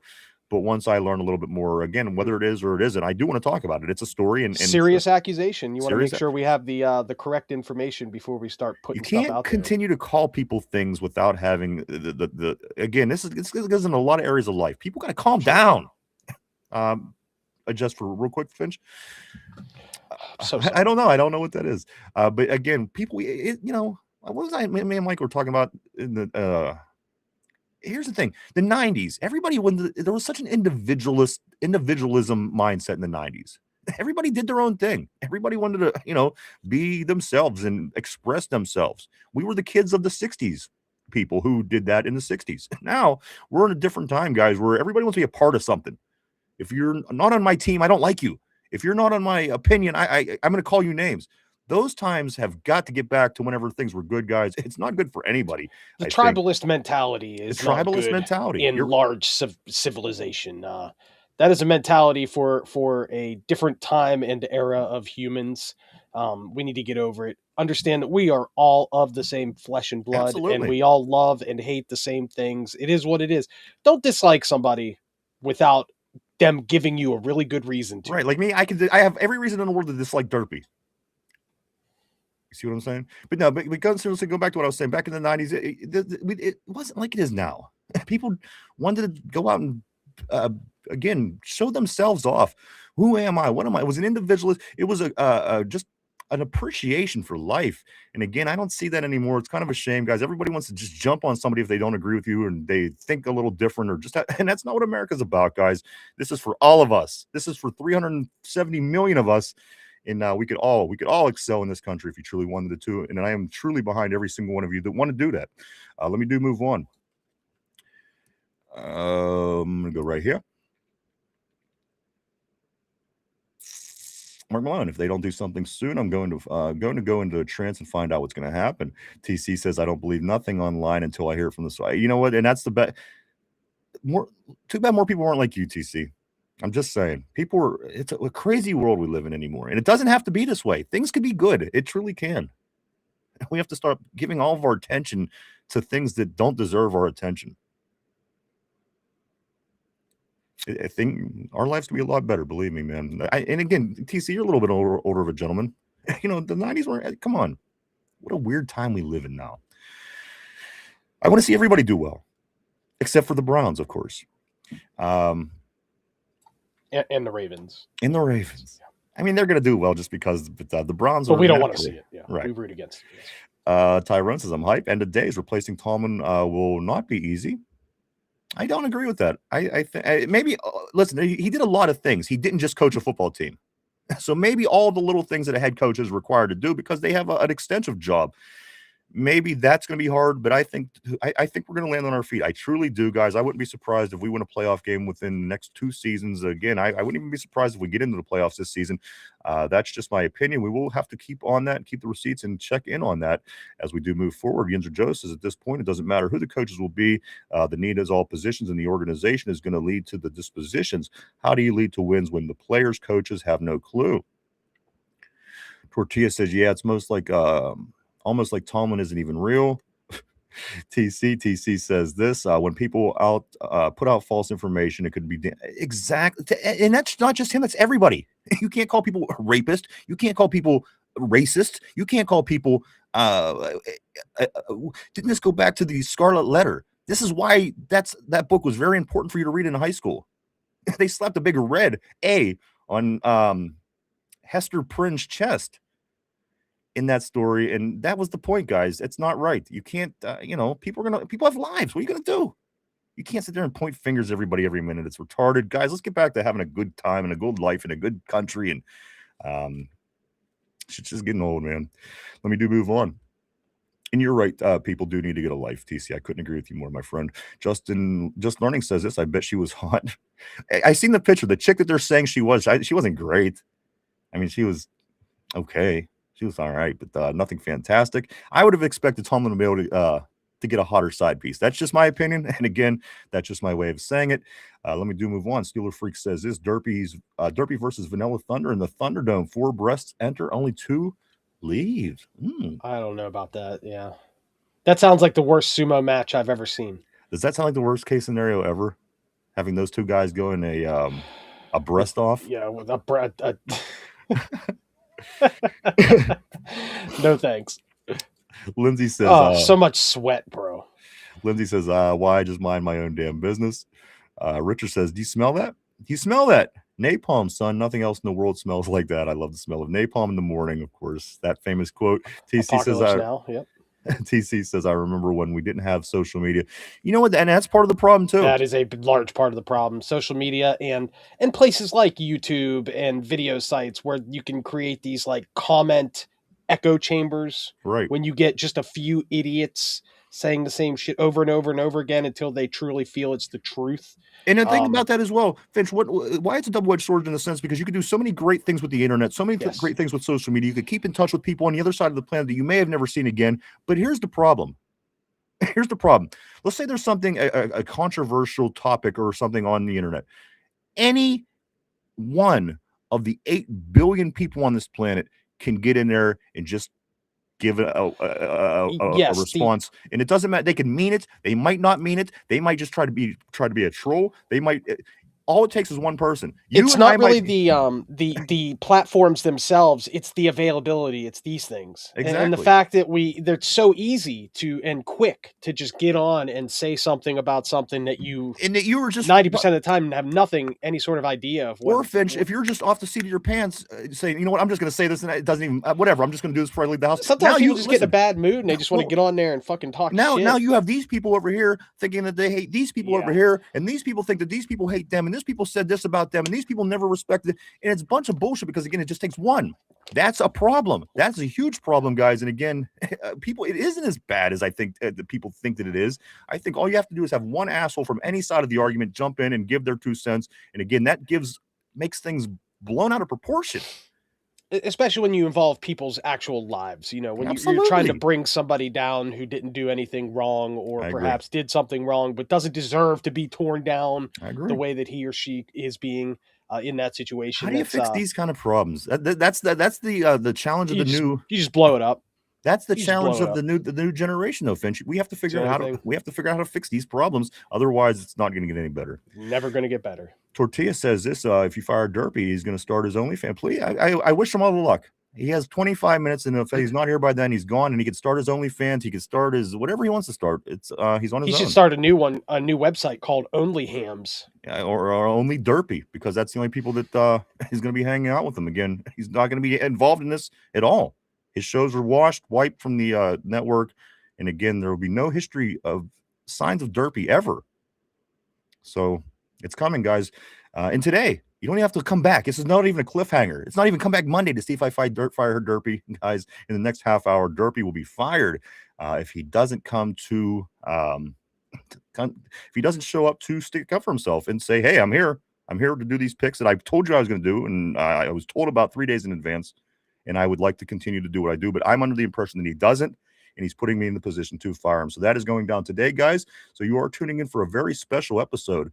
I do want to throw that out there. Mark Malone says, anybody knows me for real knows for real will tell you he really does hate everyone equally. And you know what?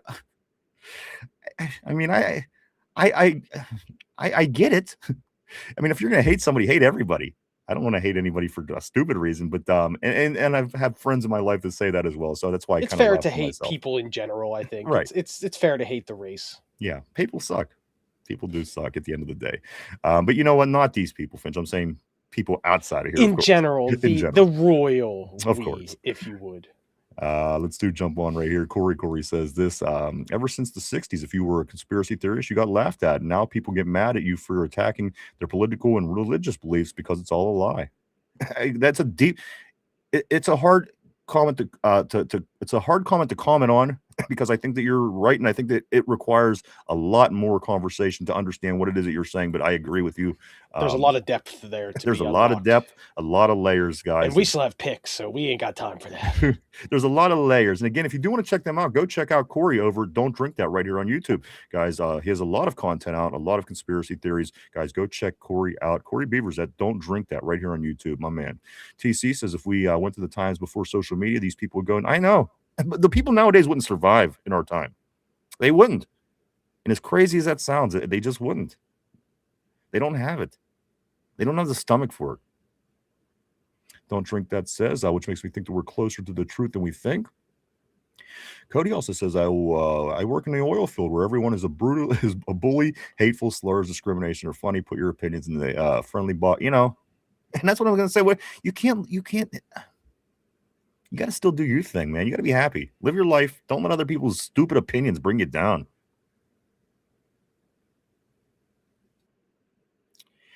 We'll be all right. Tyrone says, I agree. I do agree. I think we will be all right. Steeler Freak says this. I remember when serial killers could get away with it. Cody says, can Jamal hear this? I don't know. Jamal, if you are listening, my man, great to talk to you, I guess it would be, if you can hear Hi, this. Jamal. You're there. Tortilla says Tomlin probably got some pain, some killer pick.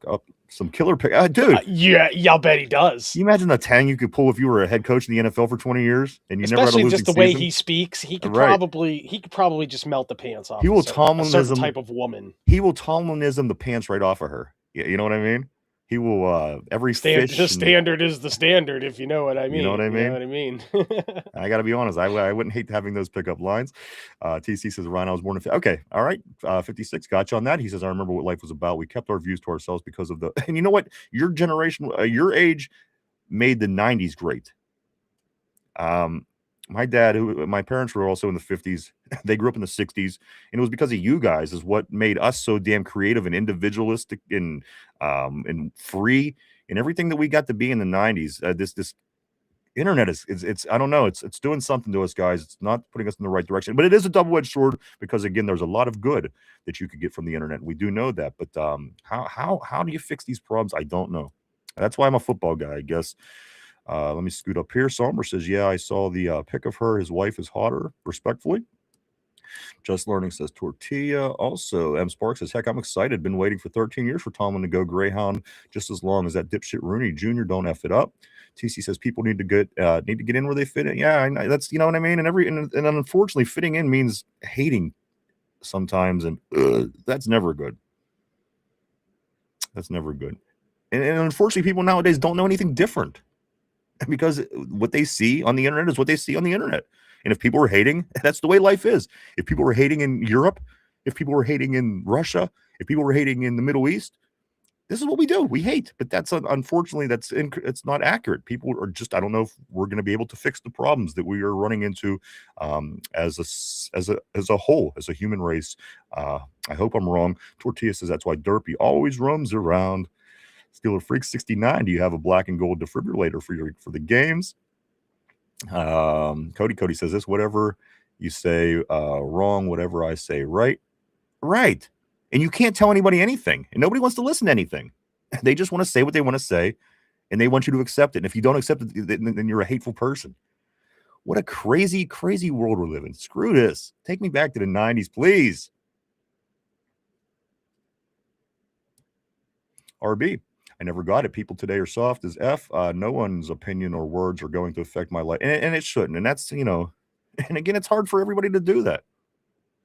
Again, it's hard for people to do that. And unfortunately, it's what they see as normal nowadays. Cody says, bringing people down, bunch of softies. Somber says the Derpster is starting his only nips as we speak. I literally seen Finch's thing I ever thought of. I literally just seen Finch's soul come out of his body when you said that.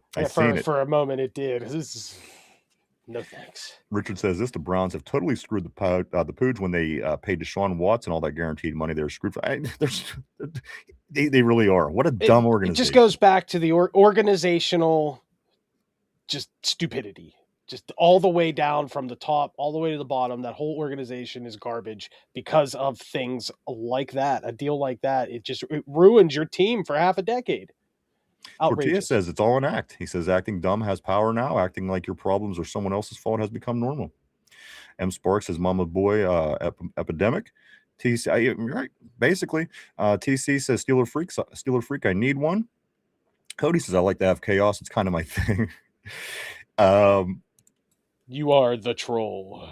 Steeler Freak says once Derpy is fired, Ryan will have the shit can hat trick. The shit, not really.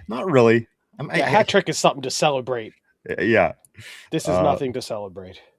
Let's go here. Sommer says, "Yeah, I'm good." Lindsay says, "Yeah, I like peace." Everybody I guess most people like peace. TC says we need to look past race and look at the character.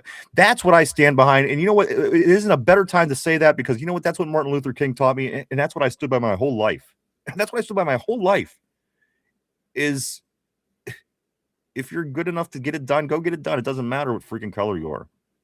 It doesn't. Be a good freaking person. And again, you should be chosen and judged and everything else off of what it is that you can do. Because again, if this doctor and this doctor can do the same exact thing, and you're picking one because of their color, that's effed up. I want somebody who wants to treat me right and make sure that I'm fixed and healed and back out there. I don't care what the fuck color you are. I don't care. What a dumb time we live in. Let's move on a little bit here. Tortilla Derby might try to get one more slip in before it's over. Vanilla Thunder might better be quick. Now we got our eye open. We have our eye open. So if he does, he's not coming. M Spark says Mama's Boys Nation. He says nope. RB, the people from the 70s ruined everything. RB also says now the 80s and 90s about to fix all this shit. Georgianne, great to see you on the terrible board. Georgianne, she says hello, Ryan and Finch. Hi, Georgianne. Thanks for coming in. Absolutely. Always great to see Georgianne. Tortilla says, is Art Rooney the second of Boomer? I don't know what the hell he is. Also, Somber says this, AI is taking over anyway. Just turn me into a cyborg. It's coming. Like there's the Terminator, T-1000 or one of those. There's something going on. Watch the big players is all I'm saying. Watch what's going on with the big players in the world scene right now. It's a lot different than what they're making you think that it is. I'm telling you. All the things they're making us argue are irrelevant. Believe me. It's going to be something a lot bigger and a lot different. Watch the big players on this stage, world stage, and I think you might start to see what I'm talking about. TC says this, in Aliquippa, wasn't about your race. It's about racing to the end zone. And I agree with you 100%. Look at our coaches. Look at our players. Look at our Hall of Famers. We have, Aliquippa, Darrell Rivas, Ty Law, Mike Ditka. Come on, it doesn't matter. When it comes down to it, and guess who's nasty every year winning championships? Every year, guys, it is, of course, the Aliquippa Quips. Mark says only nips, LOL. Now, let's get into some of these things here, Finch, as we do get ready to get to these picks, of course. That is where we are in this Friday installment of the show.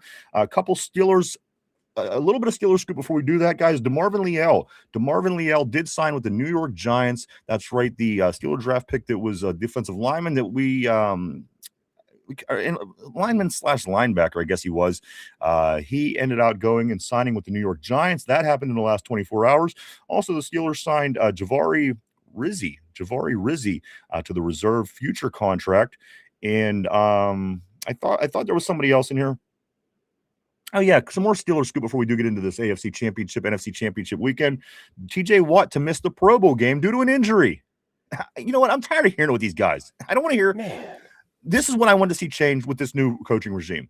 I want to see players who participate in preseason. I want to see veterans who participate in practice. I want to see people who are in the All-Pro game, at least going to the All-Pro game. Whether you play or you don't participate, get your ass down there. The time of being lazy in the NFL is why the Steelers sat where they sat. This is why the Steelers sat where they sat for a long time. It's been that mindset. We're not going to play or we're not going to practice our vets. They could relax. They've been around. They've seen it all. Well, guess what? That shit to bed. We're not going to make our veteran players play in the preseason. Guess what? That shit to bed. We're not going to. It's bullshit. It's the time has to change. We have to get back to hard work if we want winning football. We have to get back to hard work if we want winning football. Hopefully, this new regime, whatever is coming in for the coaching staff for the Steelers here in the next month, whatever it's going to be, whatever we pick, turns this around. Because again, it's very evident to me that the way we've been handling things over the past decade has been the direct result of mediocrity. Again, not failing. Not exactly success in January in the playoffs when it matters, but again, the mediocrity, guys, get these guys on the field, have them participating. Again, you kind of let them do whatever they want. That's a problem. Get them in there and say, you know what, if you're not going to do it, you're not going to participate, you're not going to be playing on Sunday, or you're not going to be on this team, and get somebody in there who does. Again, there's teams that do these things well. There's teams that do play their players right. There's teams that do practice their players right. And there's teams that send their guys that don't have an injury every year when it comes to an all-pro game. It's just lazy. That has to change. Whether you agree with any of these things to the individual or you want to peel back layers and have that conversation, that's fine. The point of the matter is we have to get out of that lazy stage the Steelers have been in for the last decade at least, guys. We got to be ready to are you interested? Like Derpy, you in or you're not? I don't want anybody else who's not who's halfway in. If the Steelers want to change things around, they have to change things around. And to add to that, when these guys aren't practicing and more importantly, conditioning like they should be in the summertime, in the late summer, during the preseason, playing, not only are their skills not as sharp, but they're also opening themselves up to injury. And how many times have we seen these guys, Watt, Hayward, even guys in the past a few years, be injured to start the season because of something that happened in that last preseason game or in practice. These guys, they're not conditioning well when they're not practicing, and it's going to lead to problems. I mean, these are common sense things. Yeah, These are things you learn when you're in school. You don't stretch, you're going to get injured. You're going to so exactly right. again, you can't sit there and let some guys that's been there for longer not do it. It's a team. It's a team. You don't think that plays effects on anybody else. Let me ask you this: you're at your job, Finch, and there's somebody that's been there for 20 years. And now all of a sudden, well, they don't have to do this work. They don't have to do that work. But you still have to work your ass off. Somebody because you still has to do the work. Like the it work still has to needs be done. Yes. And you wonder why we're not succeeding and moving in any direction. Guys are sitting back, taking advantage of this situation. I'm not playing in preseason because I know what I'm doing. I get all the practice in on my own. That didn't work. Again, shit the bed. And these are the guys that are making the most money. That's the thing. They're working less and getting paid more. Cam Hayward wants more money. He wants more raises. The guy takes more days off than anybody I've seen in my life. If you had anybody at this job like this at your job, you would hate him. I promise you. You would be like, get this guy out of here. I'm doing all the work. I'm carrying the load. He's getting to sit back because he's been here longer and not do anything. It's a team. If it wasn't a team, perhaps have a whole different story, a different conversation. But in my opinion, this is how this has to. One of the things that has to change moving forward. Finch, let me move on. A couple more things. We are going to get into these picks. Four of the Pittsburgh Steelers did make it into the NFL's top 100 this season. NFL's top 100 in 2025. Cam Hayward apparently was the best Pittsburgh Steeler in their opinion. They put him at 56. Alex Highsmith comes in second at the 81st spot. Again, 4 Steelers make these NFL's top 100 in 2025. Cam Hayward comes in at 56. Smitty comes in at 81. Fatanu comes in at 90. I don't hate that. And JPJ, Ty, that's for you. JPJ comes in at number 98 in the NFL. Star. He's a rising star. So out of thousands of people that play in this league, they have 100 top players from this past year. 4 of them were Steelers. JPJ does come in at 98. Again, Fatanu 90, Smitty 81, Cam 56, guys. So that is that. How many Browns on that list? Myles Garrett, anybody else? You know what? My eyes just go right by that. I never even observe anything that's it wouldn't have been worth your time. It'll be wasted. I'm pretty sure it's 0. I think Myles is on there and nobody else. But he got his record, so who cares if they're in the basement? He got his record. And I, you know what? It was a beastie ass record. He's probably going to do very well in his career. Nah, he's great. He's a great player. As long maybe he could go to elsewhere, not be in Cleveland and do it. And then I would like him a lot better if he played on a different team, preferably NFC, somewhere out west. Most people would. These 3 comments, and then we are going to get to it, guys. And then the big moment, we're going to fire Derpy today as we go off the air, going into the weekend. Guys, this show has it all. Let's look at these last few statistics and numbers that I do have about these games this weekend. Of course, it is going to be between the Patriots and the Broncos in Denver. That game is a 3:00 start on Sunday, and the NFC game also on Sunday is a 6:30 start, where the number 1 scoring Rams go against the number 1 scoring defense Seahawks. Something's got to give, guys. 6:30, the NFC game, Rams Seahawks. Number 1 offense, number 1 scoring defense, guys. It's 2 teams playing like they want to win the Super Bowl, man. Those are 2 teams. Talk about high quality football. That's going to be a game. Those 2 teams are playing February football, in my opinion. Yes, I think New England's close, and I do think that Denver is certainly getting screwed as their quarterback Jarrett Stidham has the fewest amount of starts by a quarterback entering a championship game since 1970. No quarterback has had this low amount of snaps going into a championship game since before Super Bowl 70, guys. Also, one other thing, and we are going to get into these picks right here. The most AFC title games. New England, Pittsburgh, both with 16. Denver with 11. And the Raiders actually have 11. They go back in the 70s. So those 4, New England has certainly been able to gain a lot of ground as they had nothing basically in the early 2000s. They had a Super Bowl loss in the 90s to the Packers. They had a Super Bowl loss to the Bears in the 80s, but they really made their name since 2000 on, and they are catching up, guys. We have to get back on this moving train. We have to. Otherwise, we become irrelevant. And I got to be honest with you. I liked it at the top. And I think a lot of Steeler fans liked it at the top as well. Guys, let's get into this. It is time to do picks for the show, guys. This is the picks. Again, if Derpy is not in by the time this is over, he is fired. Keep that in mind. I don't see him anywhere. I don't see him participating in the group chat that we have. I think that Finch is feeling really bad, but it's gotta be done. It's got to be done. All right, guys, let's get into it. I do know Mike's picks, and I will say I came back at the right time. Okay, you did come back at the right time. Mike is in the house. There you go. Everybody. Mike. Everybody that's supposed to be here. Oh, no, not everybody. 3 out of the 4 people that's supposed to be here, man. And you know what? Mike actually had to take a toilet apart go to the store, buy a new toilet, come back to the studio, install the toilet, and get it running again. And he did all that in the amount of time that Derpy was unable to get to the show. That is another reason, guys, on my list. I'm adding it to my list now. Derp will get off the pot, I guess. And I have been awake since 2 a.m. He was playing video games with Finch at 12 last night. Who knows how long Derpy's been up, but that's beside the point. It's really irrelevant. He should have had his ass here. Mike, we're going to start with you. What is we'll start the AFC. Of course, Denver going Jarrett Stidham, the least amount of snaps by a quarterback and starts, of course, by a quarterback entering a championship game since 1970. Mike, let's start in this AFC game with you. This is the 3 o'clock start Sunday afternoon, Patriots at Broncos. How do you think this game goes? And I got to be honest with you. If somehow the Broncos can miraculously pull it off and get in and get killed in the Super Bowl, I would be fine with that. Just keep New England the hell out of there and keep them getting that chance of the 7. But, Mike, let me start with you. 3 o'clock Sunday afternoon, the Patriots and the Broncos in Denver in the AFC Championship game. Which way are you picking for this, man?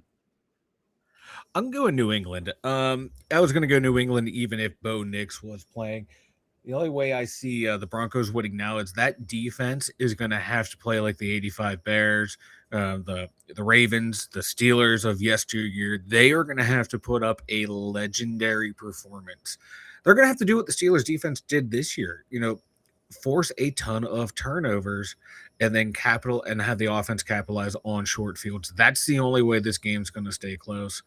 I just feel New England's defense should be able to smother that offense because Jarrett Stidham, does that really strike fear into you? No, it does it's not. The same thing, Mike. They're very England. limited in the same sense that the Steelers' offense was limited. Can they do things? Probably. Yeah. They're just limited. There's not much. They really.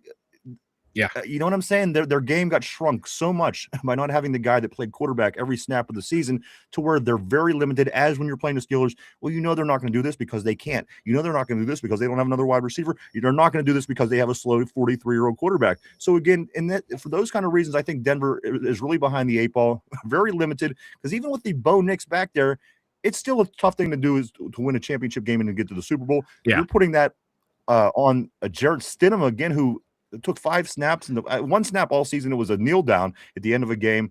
For that reason, I think that the Denver Broncos, even with that defense, does not win this football game at home. I think New England Patriots are going back, trying to win their 7th. Finch, coming to you. Denver hosting New England Sunday afternoon. Who do you like in this one? We both. I'm with Mike on this. New England just has a better all-around team right now. Drake May is playing great. New England's defense is playing solid football. They're one of the best in the league. They've been very solid all year. Even if they had Bo Nix, I still, like Mike said, I still don't think they're quite the team. However, they've been very surprising. I mean, they're on this very long winning streak. They are a good team. Seed. They have that, that Cinderella quality, I think. And my heart really wants to see Denver win this game for the reasons, all the reasons that you guys mentioned, of course. But I just don't think they have it. I think right now it's looking like New England is the better squad. I think they're going to win it. I think it's going to be a pretty good game. I don't think it's going to be out of hand, like a 30-24, something like that, win by a touchdown type game. You know what? And I agree. I think everybody here is going New England. Throw up your thoughts on the board, guys. Do you think the New England, or do you think the Denver is going to win this football game? I think the New England is getting a lot of people's votes. And in between, let me jump in and grab John here. I think this is an interesting comment. He says this: preseason, as we know, is dead. The players and coaches are already preparing for the upcoming 18-week seasons with the 2 buys. And those are arguments that are in the meetings. Yes, they are trying to get an 18-game season, 2 preseason games, and a few other changes. So, John, yes, that is 100% true. I know Robert Kraft and a few other people are fighting hard for those things to go down. And again, one way or another, whether it's 4 preseason games or 2 preseason games, that's preparation. And in my opinion, I want my guys out there participating and preparing for the ones that count, instead of letting your preseason basically be the first 3-4 games of your regular season and trying to play catch up later. Again, if ran well, who knows? Who knows the things we might have been able to do in the past? But again, those things hopefully will be changing in the future. So we do, guys. We have three picks for New England. I'm also seeing on the board, I'm seeing George She's hoping that Denver wins, which I ultimately do. And again, if they even go down and lose in the Super Bowl by 50 points, I'm okay with that because I don't want New England anywhere around that damn game. I don't want them anywhere around it. I just don't trust the way that referees are nowadays. And I don't even watch them. I don't even want them watching it on TV. referees, they decide every game now. Think of that. Just think of how important referees calls down the stretch in every damn game has been in the playoffs, maybe with the exception of 1 or 2 games. But I don't want the referees anywhere around that Super Bowl with the New England Patriots. I just don't trust it. I don't trust it. At the end of the day, I think that's my pick. I have the Patriots going to the Super Bowl, but I don't want them. I don't want any chances. I don't want to risk any chances, guys. Again, Georgiana is saying she's hoping Denver. M. Sparks is saying Denver 24, New England 19. And Lindsay, she is saying the Patriots on the board. Let's jump over to Richard says I agree. I hate the New England and their fans. Let's jump over to the NFC. I'm gonna go backwards, Finch. I'm gonna start with you this round. We're gonna talk about these Rams at the Seahawks. It's the 6:30 start, the second game on Sunday, to decide who goes on the Super Bowl to play either the Patriots or the Broncos. Guys, this is between the Rams' #1 scoring offense and the Seahawks' #1 scoring defense. This should be a hell of a game, and in my opinion, this will more than likely be the Super Bowl winner. But again, you got to watch. You got to watch the sports entertainment age that we live in. Finch, let me start with you. #1 scoring offense, Rams. #1 scoring defense, Seahawks. Game 2, Sunday, 6:30 start in Seattle. Who do you like? You know, you've said on this show a million times, when you have your franchise quarterback, you always have a chance to win. And when you have a guy with as much experience as Matthew Stafford and the way he's been playing lights out football this year, I think he's great. I like the Rams in this game. The Seahawks are doing okay. They had that amazing win over San Francisco. They absolutely murdered them. But I don't think they have the sauce. The Rams have the sauce. I like them to win the Super Bowl. All right. It comes to me. So Finchie has the Rams. In the second game, guys, #1 scoring offense, #1 scoring defense, going at it, Seattle, Los Angeles. I am going to go with that defense. And again, that kind of goes with the argument that we were fighting earlier in the show. Defense wins championships. In this game, I am going to go with Seattle in their defense to beat LA in their offense. I have Seattle going to the Super Bowl to face off against the New England Patriots. That is my picks for the week, guys. Again, I hope it's Detroit. I'm sorry, I hope it's Denver. But my picks are the Patriots versus the Seattle Seahawks. Super Bowl. A rematch 60. of 10 years ago. Or 11 years ago, I guess it was. Yes, in the Weed Bowl back in apparently 49. I thought it was Super Bowl 50, but 49, and now You're it's right. 60. Super Bowl 50, I think, was Denver. In Carolina. Correct. Mike, I'm going to come to you. So Finch and I both have different picks in the NFC. Where are you going with this NFC game? Again, #1 scoring offense of the Rams, #1 scoring defense of the Seahawks. Mike, who do you like? We're split. We're split on the board. You got to make the. You got to be the difference. I'm going to go with the Seattle Seahawks, that defense and their run game.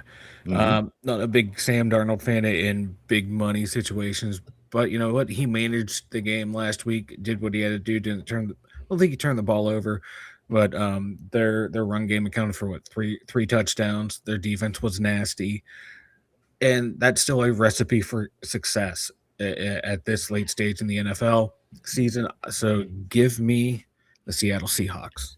I mean, like it or not, defense, offense, the fact of the matter is no other quarterback beside Tom Brady ever put up back-to-back 14-win seasons with 2 different teams. As a matter of fact, Vikings, he left, they stink. I'm going Sam Darnold. I'm going that run game. I'm going that defense. I'm going the 12th man. I'm going the #1 defense, scoring defense in the league, guys. Seattle for me, Seattle for Mike. Finch is going with the Rams. Everybody on the board is taking the Patriots in the AFC. So that is how we got that's where we're at here, guys. Throw your opinions up on the board. TC says he's thinking the Rams. Tyrone is liking the Rams to win it all. Georgianne, she likes the Seahawks in that particular game. Lindsay's going the Rams as well. M Sparks says don't matter, the AFC is going to lose the Super Bowl anywho. Lindsay went Patriots in the AFC. Got you on that. So there you go, guys. That is the picks. It's in. We'll review how that all plays out on Monday, guys. Again, we'll be less than 2 weeks from Super Bowl 60 at that point as we come back Monday to talk about the Super Bowl, talk about whatever transpires between now and then as far as the coaching hunt. A lot going on, guys. Again, we're halfway through as 5 of the 10 NFL teams that were on a search, they did get their coaches hired. The last 5 guys, and again, these are teams that I don't think look at that appealing as far as your Cardinals, your Raiders, your whoever the hell else it was, guys, the Browns. So again, I think the Steelers have a good shot to get the guy or the guys that they have their eye on, and we'll talk about that all and so much more on Monday. Mike, how'd everything go with the toilet situation? Everything go okay? Get everything fixed down there? After a little snafu, everything is hunky dory. All right, We're flushing derbies down the drains here at the studio. So I see Finch. I don't think Finch wanted to see this. I think this is what happened. I don't know where Finch went. He disappeared after the picks. Maybe he doesn't want to see Derpy get fired. I don't know. I'm here for it. I came. I've had a terrible day. It hasn't been bad. I've been in a good mood doing all this stuff, but this is just the brightening my day. TC says Rams went into Chicago. I'm not sold on the Bears were quite ready yet. And then that'll be in a really good game. And again, I'm just not sold on the Bears just yet. I think they're going to be fine. And I think Caleb was going to win a lot of games over there. But a win in Chicago just doesn't really impress me still at this point. They got to come a little bit further along for me. Yeah. Go ahead, Mike. I was going to say that game tying touchdown when he threw it from the 40 into the end zone after, turning around. Like that's like prime Ben Roethlisberger type, fuck it, chuck it. Someone's down there, and it lands right in the numbers. M. Sparks is saying 34-24. He likes the Rams in that one. Tortilla is saying Tater crawling up Mike's toilet. We're about to flush. Hold on, let me see. I see Finch is messaging me. He's not on the show right now. He disappeared. Poor guy. To see, I see what's going on with him. He's having computer issues like I was having computer issues earlier. And still not a derpy to be found, guys. As he puts his picks in, and let me just make a note, guy. It was 12-13, so we were certainly on the air. He was certainly aware. He could have certainly been here. As we start to wrap up this show, guys, we're gonna wrap it up in a fashion that you've never seen before. But let me grab a couple more. The show is too early for derpy, is what Richard is saying. Again, guys, championship weekend. We'll know the next time we talk who's going to be in Super Bowl 60. So we have that whole conversation, guys. We'll try to figure out who's going to win the big game. That all coming up. The coaching search, again, half of the coaches, or half of the teams that needed coaches have those positions filled. The other half still looking, maybe still waiting. See how some things play out this weekend. So a lot of things, guys, still heading into this offseason. This is going to be one of the bigger, maybe if not the biggest offseason for the Pittsburgh Steelers in my life, for sure, guys, as the draft comes here in April. So much going on, and you have camps, and you have mini camps, and you have free agencies, and you have these signing periods. So, guys, so much between now and the season. We're going to be here for it all, leading all the way to the Super Bowl that the Steelers are going to bring back to Pittsburgh next year. That's right, baby. The Steelers bringing it back here next year. Let me just kind of get through a few of these, and then we're going to get ready to wrap this show up, something that I've been anticipating for 2 hours and 11 minutes to get to the point of and listen, don't get me wrong. If he would have showed up, if Derpy would have showed up, I would have been just fine. I would have gave him a little bit of shit, and we would have moved on. It's just the continued behavior over years. It is. Mark Malone, I'm redoing a bathroom here soon. M. Sparks, my man, always great having you. Always great seeing you, dude. Mark Malone says working on the shitter isn't a fun project. TC, he got lucky with that. That's what I'm saying. I'm not thrilled with winning in Chicago. I don't think that was a huge accomplishment. Again, I think they're still a little early. Caleb's going to win him a lot of football games. Just not there yet. Let me see here as we do get ready to start to wrap things up. Mike, anything from you before we do get ready to go for the day? No. It was a good show. I had it playing on in the background while I was elbow deep in Derpy. That didn't sound right. But yeah, good show, everyone. I can't wait to see y'all again. Next week. And I see I missed Tater Todd. He ran out. And once again, who the Browns are getting turned down again by more coaches. All the high profile coaches turned them down, Yeah. Mike. All of them. Schulhaas, Shula, McDaniel, Minter. They all turned them down. So again, Mike, but we do have to do a few things before we go. Why don't you tell everybody about the website? The2dumyinzers.com. Check it out, everyone. We got the merch store. We got the dumb thoughts. All of our social media links at the2dumyinzers.com. All right, go check it out, everybody. www.the2dumyinzers.com. That's www.the2dumyinzers.com. Go check it out. Lots of cool things over there. Mike does put his dumb thoughts up every so often. Also, he does have the links up for all of the shows that this Two Dumb Yinzers have ever done. All 896 guys. We're going to be moving in on season 9 next week as we'll be cracking that 900 show barrier. That'll be next week. And also, guys, contact information and this logo next to me. If you think that logo is pretty sharp, go check out our merchandise room. There is a lot of things over there with that logo on. Go check it out at www.the2dumyinzers.com. That's www.the2dumyinzers.com. Question of the day. Question of the day. Mike, put on your thinking cap. Everybody on the board, here we go. This is your championship weekend question of the day, of course, relating it to our Steelers. Here we go. Question: who did the Steelers beat in their last AFC championship game win? Who did the Steelers beat in their last AFC championship win? Question of the day. Take a minute to think that over. We're live 5 days a week right here, Monday through Friday, 11:30 a.m. to 2:30 p.m., give or take, every day right here on the tube. On tube. Mike, what is the thought process here? Whether you know it, whether you don't know it, don't blurt it out. What's your thought process here? I'm looking for the team that the Steelers beat in the AFC Championship game in their last trip to the Super Bowl, Mike. The last time they won an AFC Championship game, who was the team? Throw your thoughts. If you know the answer, throw them up on the board as well. We'll give you a few more on that.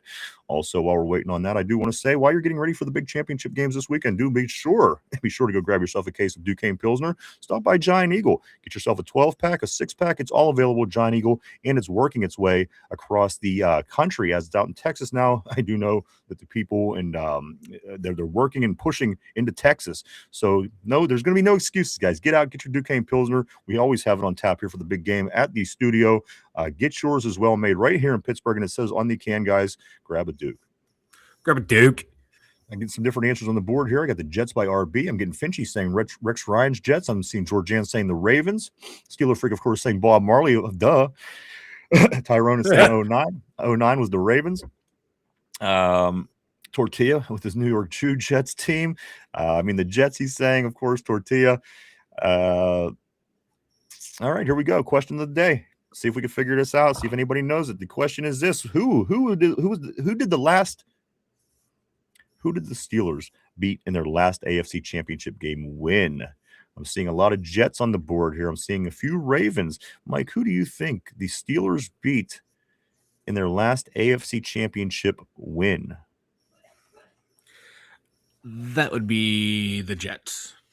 The Jets? Is that your final answer? Final answer. All right. I got Mike locked in on the Jets. Again, the question is this: who did the Steelers beat in their last AFC Championship game win? Mike is saying the Jets. I'm seeing some Jets. Again, I'm seeing Baltimore. Tyrone says picked off by Troy Polamalu on Super Bowl 43. Guys, here is the answer. The team the Steelers beat last, the last team they beat in an AFC Championship game was, in fact, the Jets. They beat the Ravens in Super Bowl 43 season to go on to face the Cardinals, and they beat the Jets in 2011 to go on in the Packers series.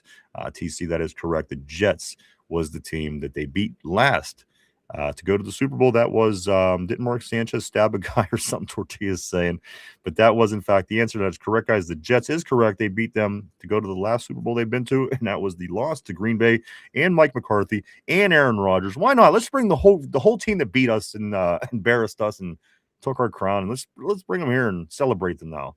F that. Let's move forward. It's time to get back on track and win some Super Bowls and do our thing and get back to doing what the black and gold does best, and that is being at the top and winning the most, more than anybody, guys. We can't we gotta stay ahead of New England. So again, New England, if they get by this weekend, let's hope for a big NFC win in 2 weeks, guys. A lot to talk about in between now and then. What else do we got? What else do we got to do today?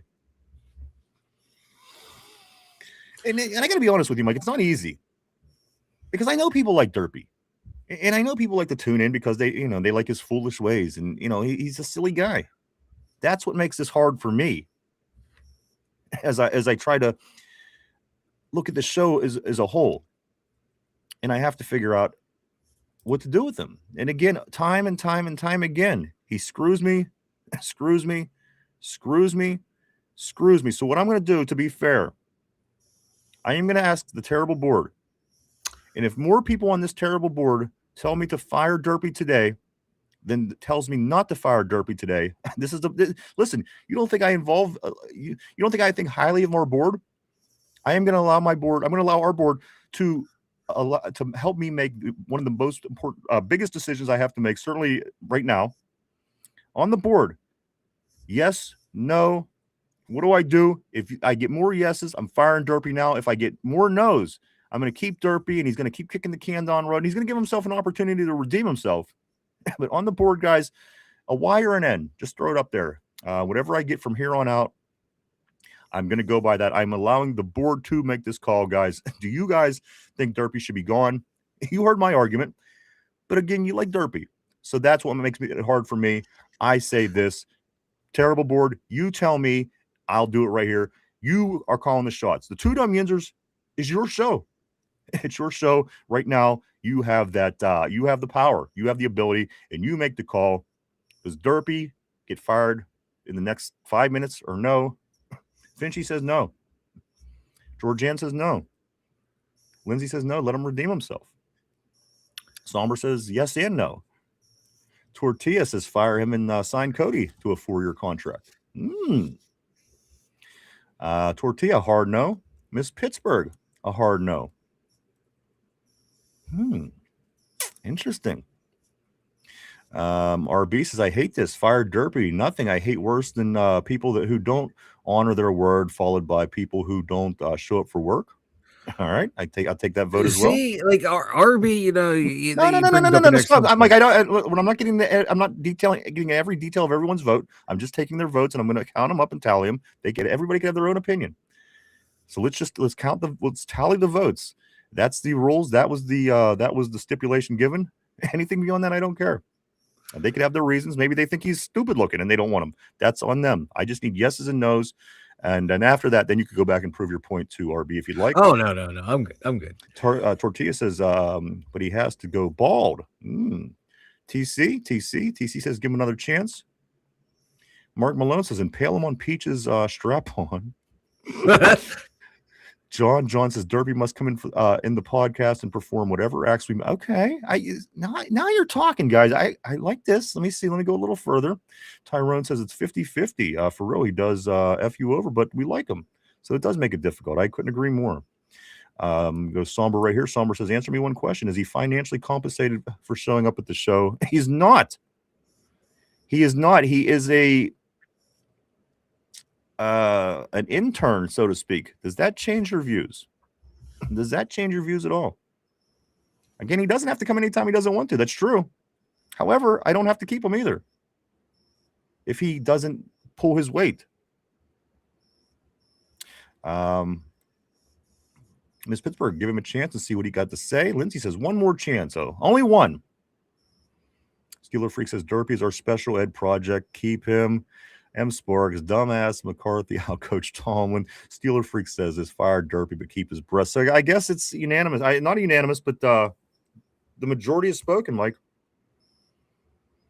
And again, this goes to show the trust and the love that I have for everybody that's involved with making this happen for us, guys. So for this reason, I am not going to fire Derpy today. I'm not going to say that it's not ever going to happen. And I'm not going to say it's not going to happen soon.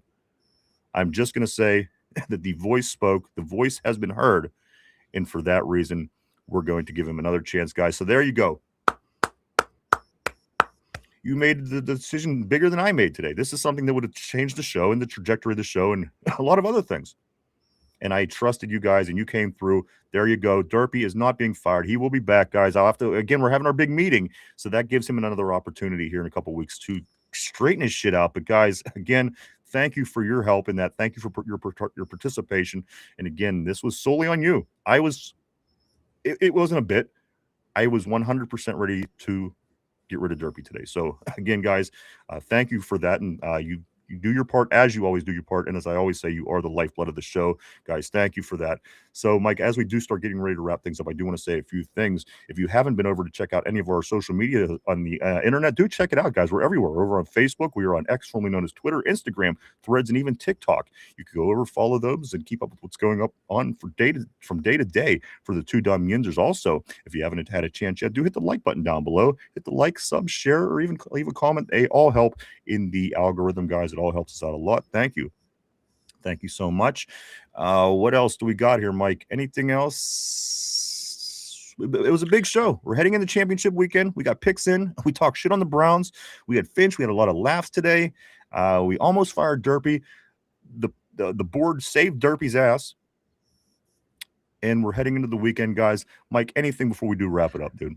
No, yeah, like Sombers kind of stole my thunder. Yeah, I saw the video of the Texans mascot trying to put the terrible towel back together to reverse the curse. That shit was that made my day. That's wonderful. I didn't see that, but that is hilarious. Derpy was Cody thought Derpy was 13 until he's seen him. Let me grab a couple more comments and we are going to take off. Tortilla says, yeah, make him do a 12-hour stream.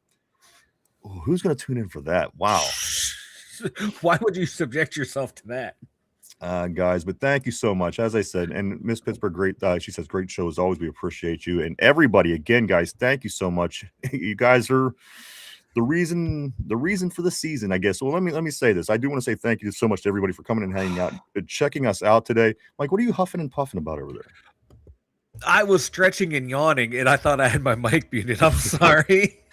I'm just thanking everybody. Don't huff and puff as I'm doing that. It doesn't look good for the show. I'm just saying. As we do head into literally a stretch and a sigh. As we do head into our big meeting, guys, I do want to say thank you so much, guys, for everybody for coming and hanging out and checking us out today. We certainly do appreciate and truly do appreciate each and every one of you. We really honestly do. We wouldn't do it without you guys. Gals, I'd also want to say thank you, everybody on the board. You guys always keep things interesting here on the show and are the lifeblood of this show. I always say it and I always mean it. Also, I do want to say thank you, everybody, for checking us out beyond that.